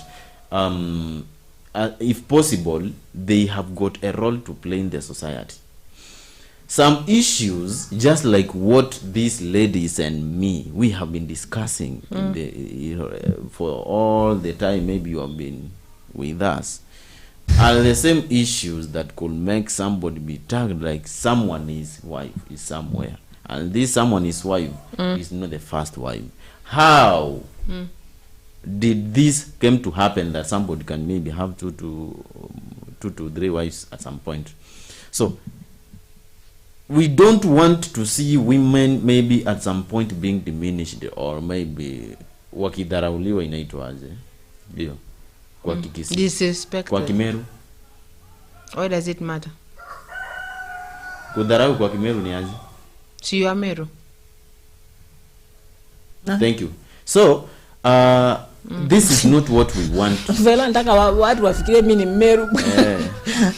This is not what we want to happen, whereby maybe we are diminishing, we are underrating. And hakuna kitu mbaya kama kuunderrate mtu kwa sababu the ability of someone mwenye hukuzaa, mwenye ulikutana na yeye tu mkajoin pamoja, uwezi elewa mahali inaweza mfikisha. And at some point these are the issues that limits a lot of even human labor. Can I ask you a question as you continue? How are you going to raise your son? I think that one I wish we equate the last point because we want to talk about those issues which happened before we come back there. My son should know that exposure is the best teacher. Yes, than. So you're gonna, how are you gonna, what is the main thing unasemaga when I get a son, this is what I wanna teach them. Remember, this is the main thing that I want them to know. This is the core of them being a man someday. That is a very good question. But I think making him to realize the potential and the importance of exploiting his, I think a question be about my son. I'll make this guy to understand that exploiting his levels of ability, his potentials, and having many targets in life is what he should take as some points, basic needs. Yes, I would like that son of mine to be exposed in a good way to understand what life wants. Yes. Ulikuwa na expect nimwambie eti asiwahi kubali mwanamke mdharau ama? No. Actually, I'm just thinking if I ever unajua have ndio a son. unanifikirianga. But that is how you represent yourself now. Kwenda. That is how you because you're like mwanamke. Felix says what? Mwanamke. Why do we start with mwanamke ama mwanaume sentences? What are those now? Those should be things we should have left huko. Let me read some. 1920s in the studio. This is Gypsy. They are laughing. This is beginning of domestic. Actually, it is true. This is the beginning of domestic abuse and other when things enlighten. This is where we find men even raping women. This is where we find men raping women. Haven't you had any case whereby a woman has raped a young boy? Yeah, we've had. What can we maybe? Okay, what can you say about that? It is wrong. Okay, it is immoral. Okay, it is not a good thing. There's no type of violation that should be accepted in any community. So when you say that men should be respected and women are helpers of the men, that's why you find a man is expecting, you see men killing women because this woman said no to him. Because they feel when I come to you. What can you say about that woman who killed her husband because the husband didn't come with enough money in the house? Now, you're trying to, what are you trying to say? Zulfa, I am not for a man or a woman. No. I am for the person. What can you say about that? It is wrong, obviously. It is wrong, obviously. Yeah, I'm not. What was she has that means hata yeye mwenyewe huo mwanamke akona ile mentality a man should be a certain way. That's why she feels entitled to be given all those things. So even her, I'm not saying that all women have the mentality that I have. It's a thing that the society has shown us. Hey, let me start now preaching again here. The society, yes. Sometimes I'm gonna say, and this one actually is my new podcast now. Sawa, it's called The Society, and I am giving people the touch of things here. Sawa, this is actually, sometimes I blame the society. Why the society? Sawa, everything we do is molded by the society. Utapata kila kitu. Like there's a way. Let us start as a child. This is a young child, a girl, and this is a young boy. They are young. The society is there. Society, when a young boy falls down and they have been hurt, the society will be like, a man doesn't cry, a man doesn't do this, a man doesn't show emotion, a man pushes it down. And then a girl is shown, everything you do, you're here to be seen. Ukifanya chochote, a man must approve. Asa unafanya hivyo utaolewa. Even it starts with your mother. That is the society. I'm going to say that is the society. Like you're being told as a young girl. Is that how you're going to cook for your husband? Is that how you're going to dress for your husband? Is that how you're going to sit when men are looking at you? Is that how? You see?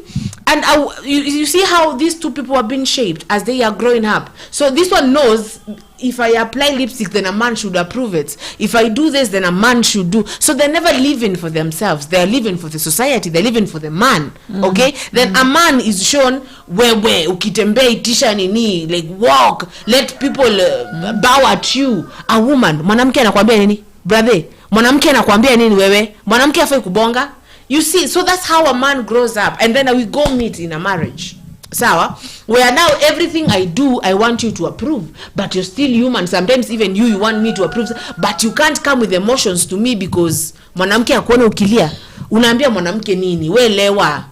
Sawa, we sijui nini, you're a man, you're a woman, you're a man. You see?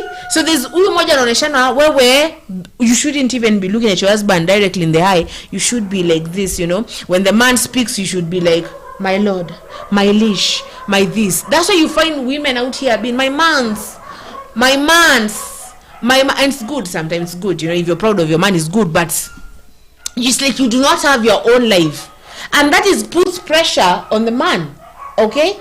Because why are you, and then this one is putting pressure on this one. That's why you find out unapata mwanaume mwanamke kidogo aliongea, they took a knife, they killed. The woman was told the man should always be a certain way, so you feel you could kill them too because they have not given something that the society told you it is mandatory.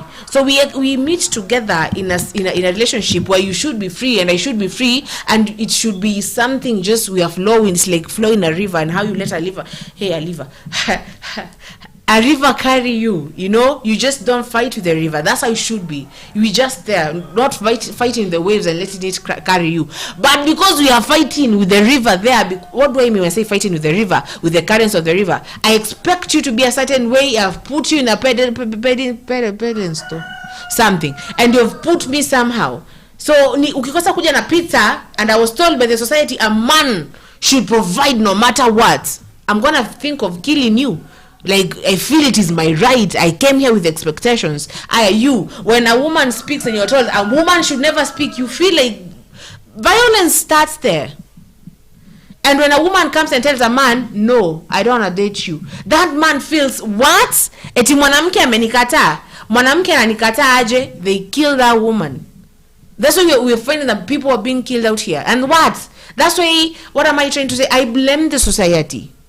I blame the society. That's why we need a new society. That's why you see me getting shocked. If we are in this century, we are trying to build a new society. A society when I see you, Felix, I don't see you as a certain box as a man. I just see you as a human being. Like when I find you crying there, I will not be like, mwanaume analia. Guy, uliona mwanaume analia wewe. Unaona? Like I just want to see you as a person. Just as you. Wewe tu. And when you look at me, you don't see, guy, umona Zulfa nini aki mwanamke. No, just see me as a human being. Don't give me expectations. Don't come here with a million expectations that this is how a woman should know. That's why we are killing each other. That's why it is people are lonely in marriages, people are lonely in relationships, because you will never cry with your girlfriend because you're told this and this, and you will never tell your man anything because you don't have been nagging or hysterical, or it is just sad. So people, I'm gonna be sending you links to my new podcast, okay? And then we're gonna be discussing such kind of things, you know. So you want to say that if maybe I can experience a certain problem, nikuje nikae kando ya manzi yangu tuanze kulia pamoja. I would like that. I would like for my man to come and be like, walai babes usikiki man. Okay, I would like that. I would. Then you realize that the whole show tumepotea leo though. I wish we could have a session whereby we can address, you know, this relates to this. Why?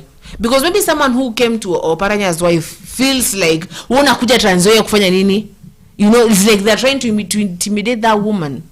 So it relates to this show, because that one, when you really look at it, that is a person who was like, oh, unajana ni bibi Oparanya, you know, this can happen and that can happen. So yes, so it relates.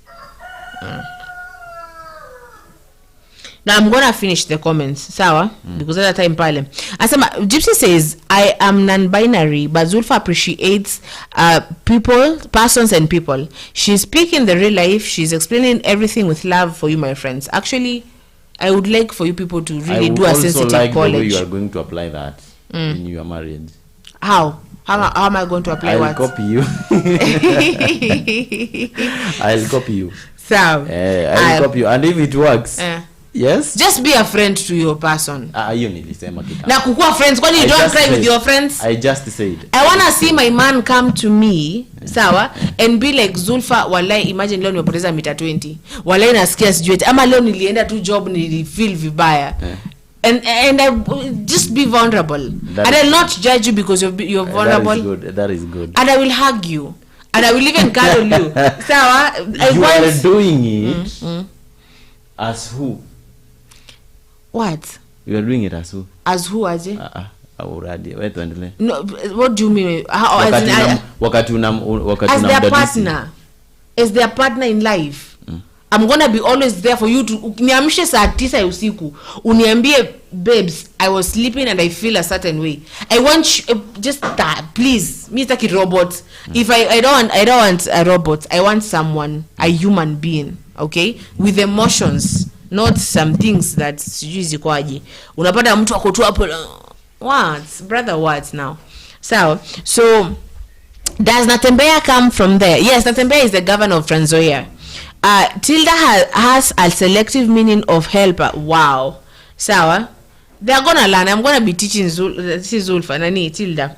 Sawa. So Zulfa, stay loud. If I'm not walking, hi Jesus Christ, I didn't think I would see 1440s in the studio. Let me tell you, I didn't. I thought we were in the same page. But I'm gonna be teaching you, don't worry. Teaching me, I don't want to be taught for me. Because I'm not going to get married soon. But I don't want you to think you're an helper. I don't want you to put yourself in one box of I'm an tunasaidiana. Mimi kwangu tutasaidiana kwa nyumba. Partners, not helpers. Tutasaidiana. Usiniweke kwa nyumba expect utakuja upate ati nimefanya kila kitu. Not me. Nikichoka kazi mahali nimechokea hapo ndio inabakia. If you respect me, I'll respect you. If you don't respect me, don't think I'll respect you too.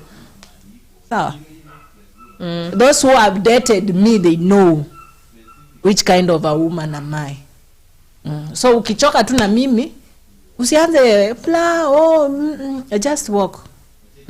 And leave me alone with my life. Unajua kuna watu wengine wanakuja kwa life yako Zulfa. Cause mi usema si hata watu kukuja kwa life. Mi usema I'll never get married pale mali mtu amekuwa ama mtu anapitanga kwenyu. I think unaona ushago venye watu wanapita kwenyu, mtu anapita akikuchunguza. And then he comes and says that he wants to marry you. Ati nimeona huyu msichana ni mzuri sana. Hata mimi karibu niende kwetu. Just a big man coming to ask my grandmother if I can get married to him because he has seen I'm a very hard working woman. Sijui what. Yes, a big man. What producer anashanga. It's true. So anakuja anauliza nyanyangu juu ameona mimi ni hard working. Sasa anataka anioe. You know what I answered? I can't get married to that person whom I always see every day. Mwenye anajua naweza shika jembe, naweza shika ufagio, naweza shika panga. So that's why they want you. That's why they're gonna always put you in a certain box. Yeah. When mbona shamba jalimo and when I found your place, I found you. Sikwenye ulikuwa unalima, sikwenye ulikuwa unaosha vyombo, sikwenye ulikuwa unafua. Not that way. Ukipata mwanamke mwenye yani anaabudu mwanaume wake, anafanya kila ule walimtoa pale, walikuwa naona kazi alikuwa anafanya. So this man knows this girl from the beginning. Hata labda wewe umjui, lakini wazazi wako wanamjua vizuri sana. So madem mkiolewa msiolewe kwenyu. Unaenda kama wewe ni Mluya, enda Kisii, Ukambani, enda Kikuyuni, Buka, hata enda South Africa, enda huko mbalimbali. Yani we have to mix so that alafu tunaweka that thing yenye ka love. And a man don't put women in boxes. Dumi sikubalingi kukaa kwa box. Ati sinafaa upike kwa hii nyumba, si ni wewe inafaa upike. Sio mimi nafaa nipike.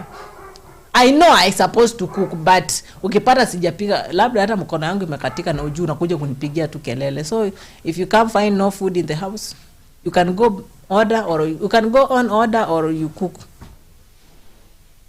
Nice. And it is not about respect. I don't know. It's not about disrespect. It is not about in fact you need respect. It is partnership. This is a partnership. We're getting here as a partnership. You're not Thor and I'm not Wonder Woman. So, you know, we're just two human beings doing this thing called life. I'm at this guest house called life. Okay? We're just there. Let us be friends. When you see someone as your friend, you're never gonna expect the world. Wewe 7 and even away Tilda. Do I give you pressure of Tilda? Now you're my friend, you should be doing this. Ama we just go as it is. We just flow with the river. As the river. Until I get something like that, let me tell you, here I am. Here I am. You know, someone said, I don't know if they were bragging or not, they say they don't believe that a woman should be working. They believe that they should buy a car for the woman. Sawa? They were like, I don't believe my woman should be here to cook. Then we will hire a chef, or my employer chef, to do this. Sawa? So you see, they have not called in with and I don't know. Okay, maybe them they were flexing how rich they are, but I'm gonna say tuichukulie positively and let's be like this person is actually you yinga society ya kitambo of a woman should be as do this should be and that should be hakuna should he be what is nah so what's happening? Hizo mambo ya should me uniudhi. Should be. Kwanza in fact let me tell you, the moment you start with a man like this, you have lost me. And you know, there's this auntie who called me and they were like, Zulfa, on my birthday, they were like, Zulfa, saa wakati ushafika, now you should be introducing, that is when now this is what the word they use, you're ripe now. Sawa? This is the age you should be bringing people here. You know, that is not so far. Usitani kama hizo miaka zimebaki za 30 ziko mbali, haziko mbali.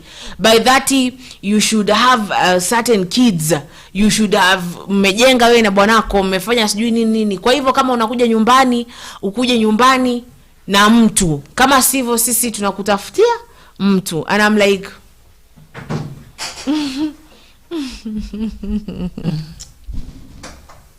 wao wanajua wakati wako umefika. Yeah. Why do our parents or our aunties like telling us wakati mimi najua wakati Mungu anajua wakati wangu ambao nitaoleka. Sasa mbona unianza kuniambia wakati sasa umefika juu unaona niko in 20s or niko in 30s, so that's now you are coming to tell me I supposed to get married or I must introduce somebody to I want when my children grow up, yeah, if a son and a daughter, I'm gonna raise a son who daughters are gonna be safe with, even the other sons out here are gonna be safe with, and they're gonna be a human being who loves, who has not. I want them to never lose that. You know, this thing I never lose in me, the innocence in me. That one I don't want to let go of. That one I don't want to be put things in things. How can I say this? I don't want, you know, when you never lose that child in you, you grow with that child in you. No, say to kweti mtoto, you just be, you never lose that thing there. There's this spark that you have as a child where you see everybody and everything and you appreciate when you see a butterfly. You know, one day I was going somewhere on a certain set and there were so beautiful flowers. Tuko tunaenda kwa Sidi Kajiado on a certain set. Now we passed there and I'm like, wow, look at those flowers, look at those butterflies, and they're like, si uko na utoto hata unaangalia. No, if they are beautiful flowers, okay, these are beautiful. How many times have you ever seen me stand, I just look at butterflies? Hiyo ni utoto, inabaki ni utoto. No, I'm never gonna lose that thing. Wewe kwenda, I'm gonna be playing at the rain. Even right now mi utembea kwa mvua, I will walk in the rain. I will be like mvua inanyesha. That is how I am. I'm never gonna lose that thing. I think Zulfa. Yeah, let us maintain innocence. By the way, Zulfa is, viewers, Zulfa is a good girl, and you have heard her personality. Still, she's not married. If maybe you are somewhere in the position of having somebody like her, somebody with all the personalities that she can display, somebody with she's a good person though. But I think but now she needs to get married. Yeah. Time is not on our side. I want to request you guys at least, if possible, please. Yeah. Let me finish the comments. So, something I'm waiting for Gypsy to send something. They sent to Tilda. So I don't know. They sent you something about marrying Westerners. I can't see it.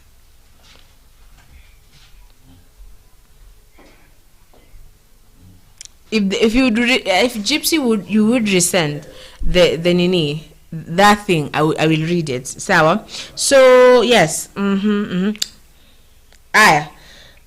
So what?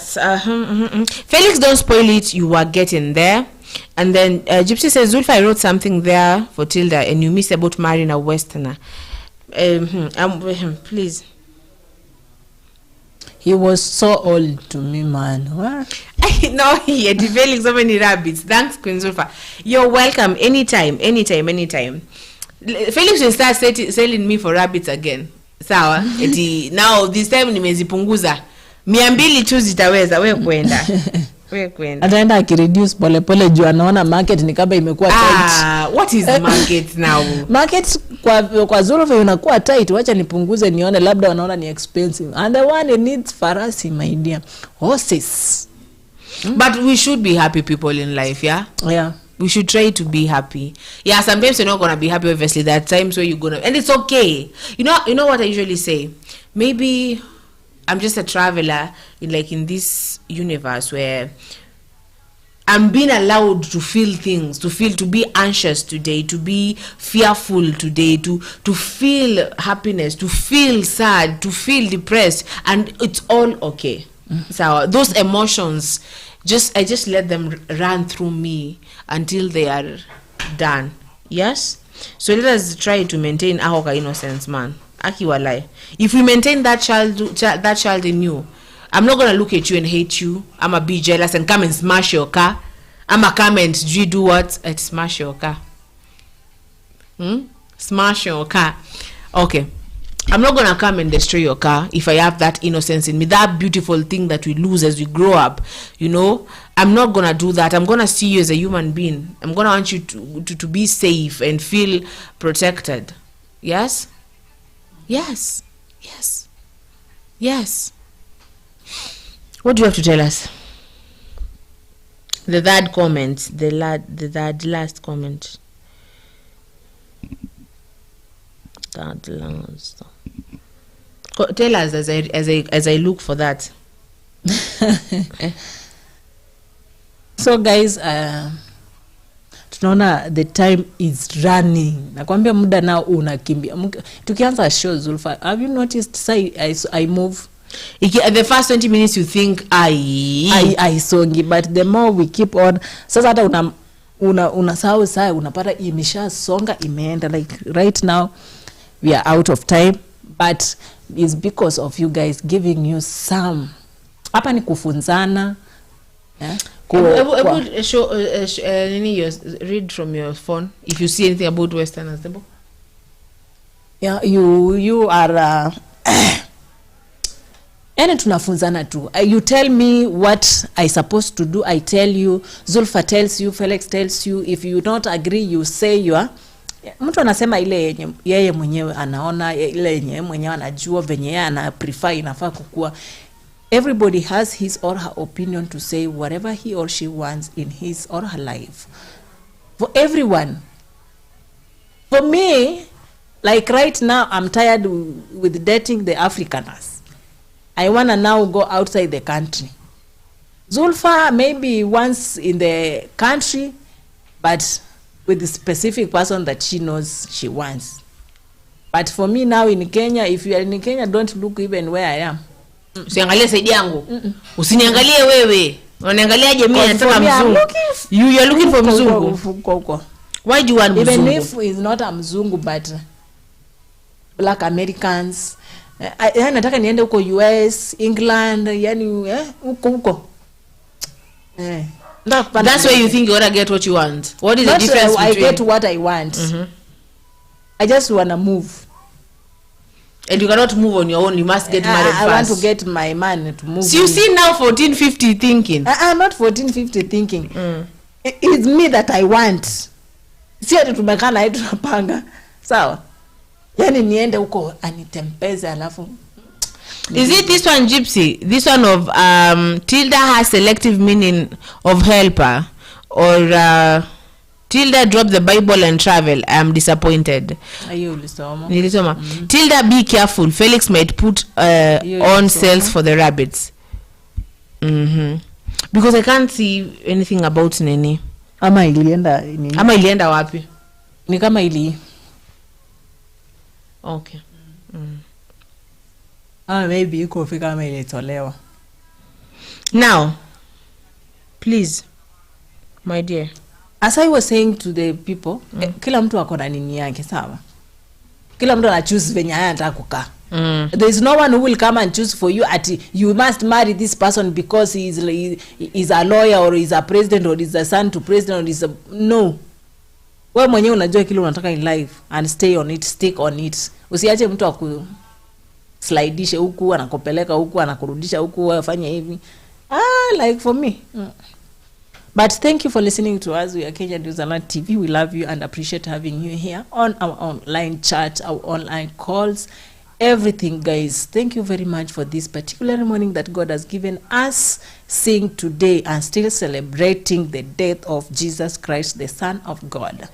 He will be rising tomorrow, but extended to Monday. That's why it always be called Easter Monday. Thank you, love you guys. Meet here again another time.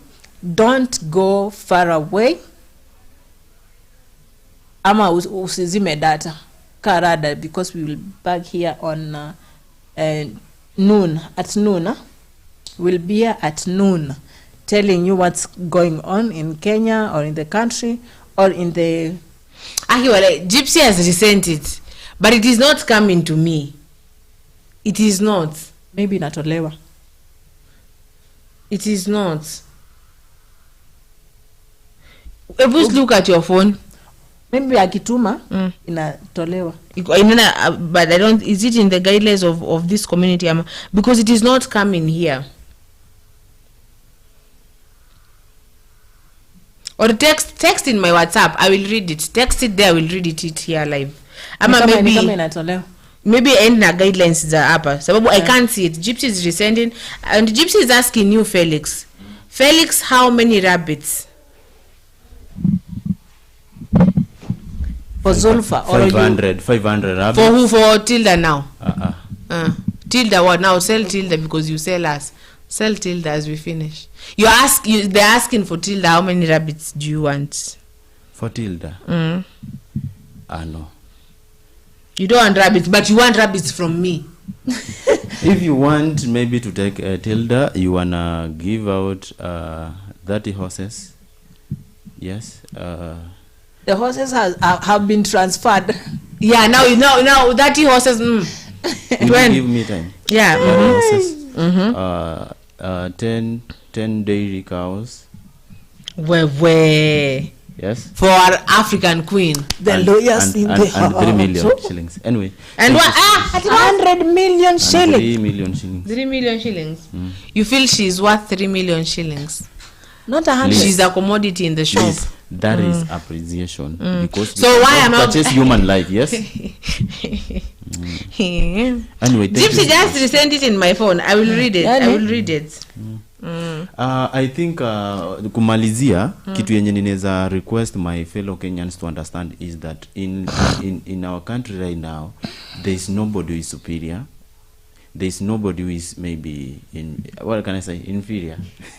Yeah, inferior. It is inferior. So if possible, let us not try to underrate anybody. Those women who are there to empower other women. They want other women to be thinking just like Zulfa.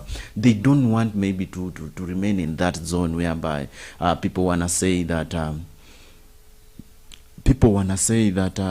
I don't know what I can say. You are a woman, I'm a man, and whatever. That is why you can maybe at some point see Zulfa being mad when Tilda was trying to refer to the Bible. Yeah, at some point we really need to put our Bible aside and go straight to the point, because when it comes to life, we live a very short period of time, and later on we perish. Don't throw stones to someone's car because you never bought it. When you destroy something which is not yours, then that means how stupid that person could be. When that person when you throw some nini kwenda kwa gari ya mtu, that is very bad. That is insulting yourself when it is not good. Let us be those people who are developmentally upset. Yes, let us not be spiritually weak. Thank you so much for joining us. This is Plains and Felix, and maybe I think I wanna take it back to my sister to finish the show. Thanks. Tilda, would you mind saying your name? I'm Tilda. See you another time. And I'm Zulfa. Tupatane hapa saa 6 kamili for Sema Nasi Weekendi mpaka saa 10. We love you. We do appreciate you so much. Bye bye.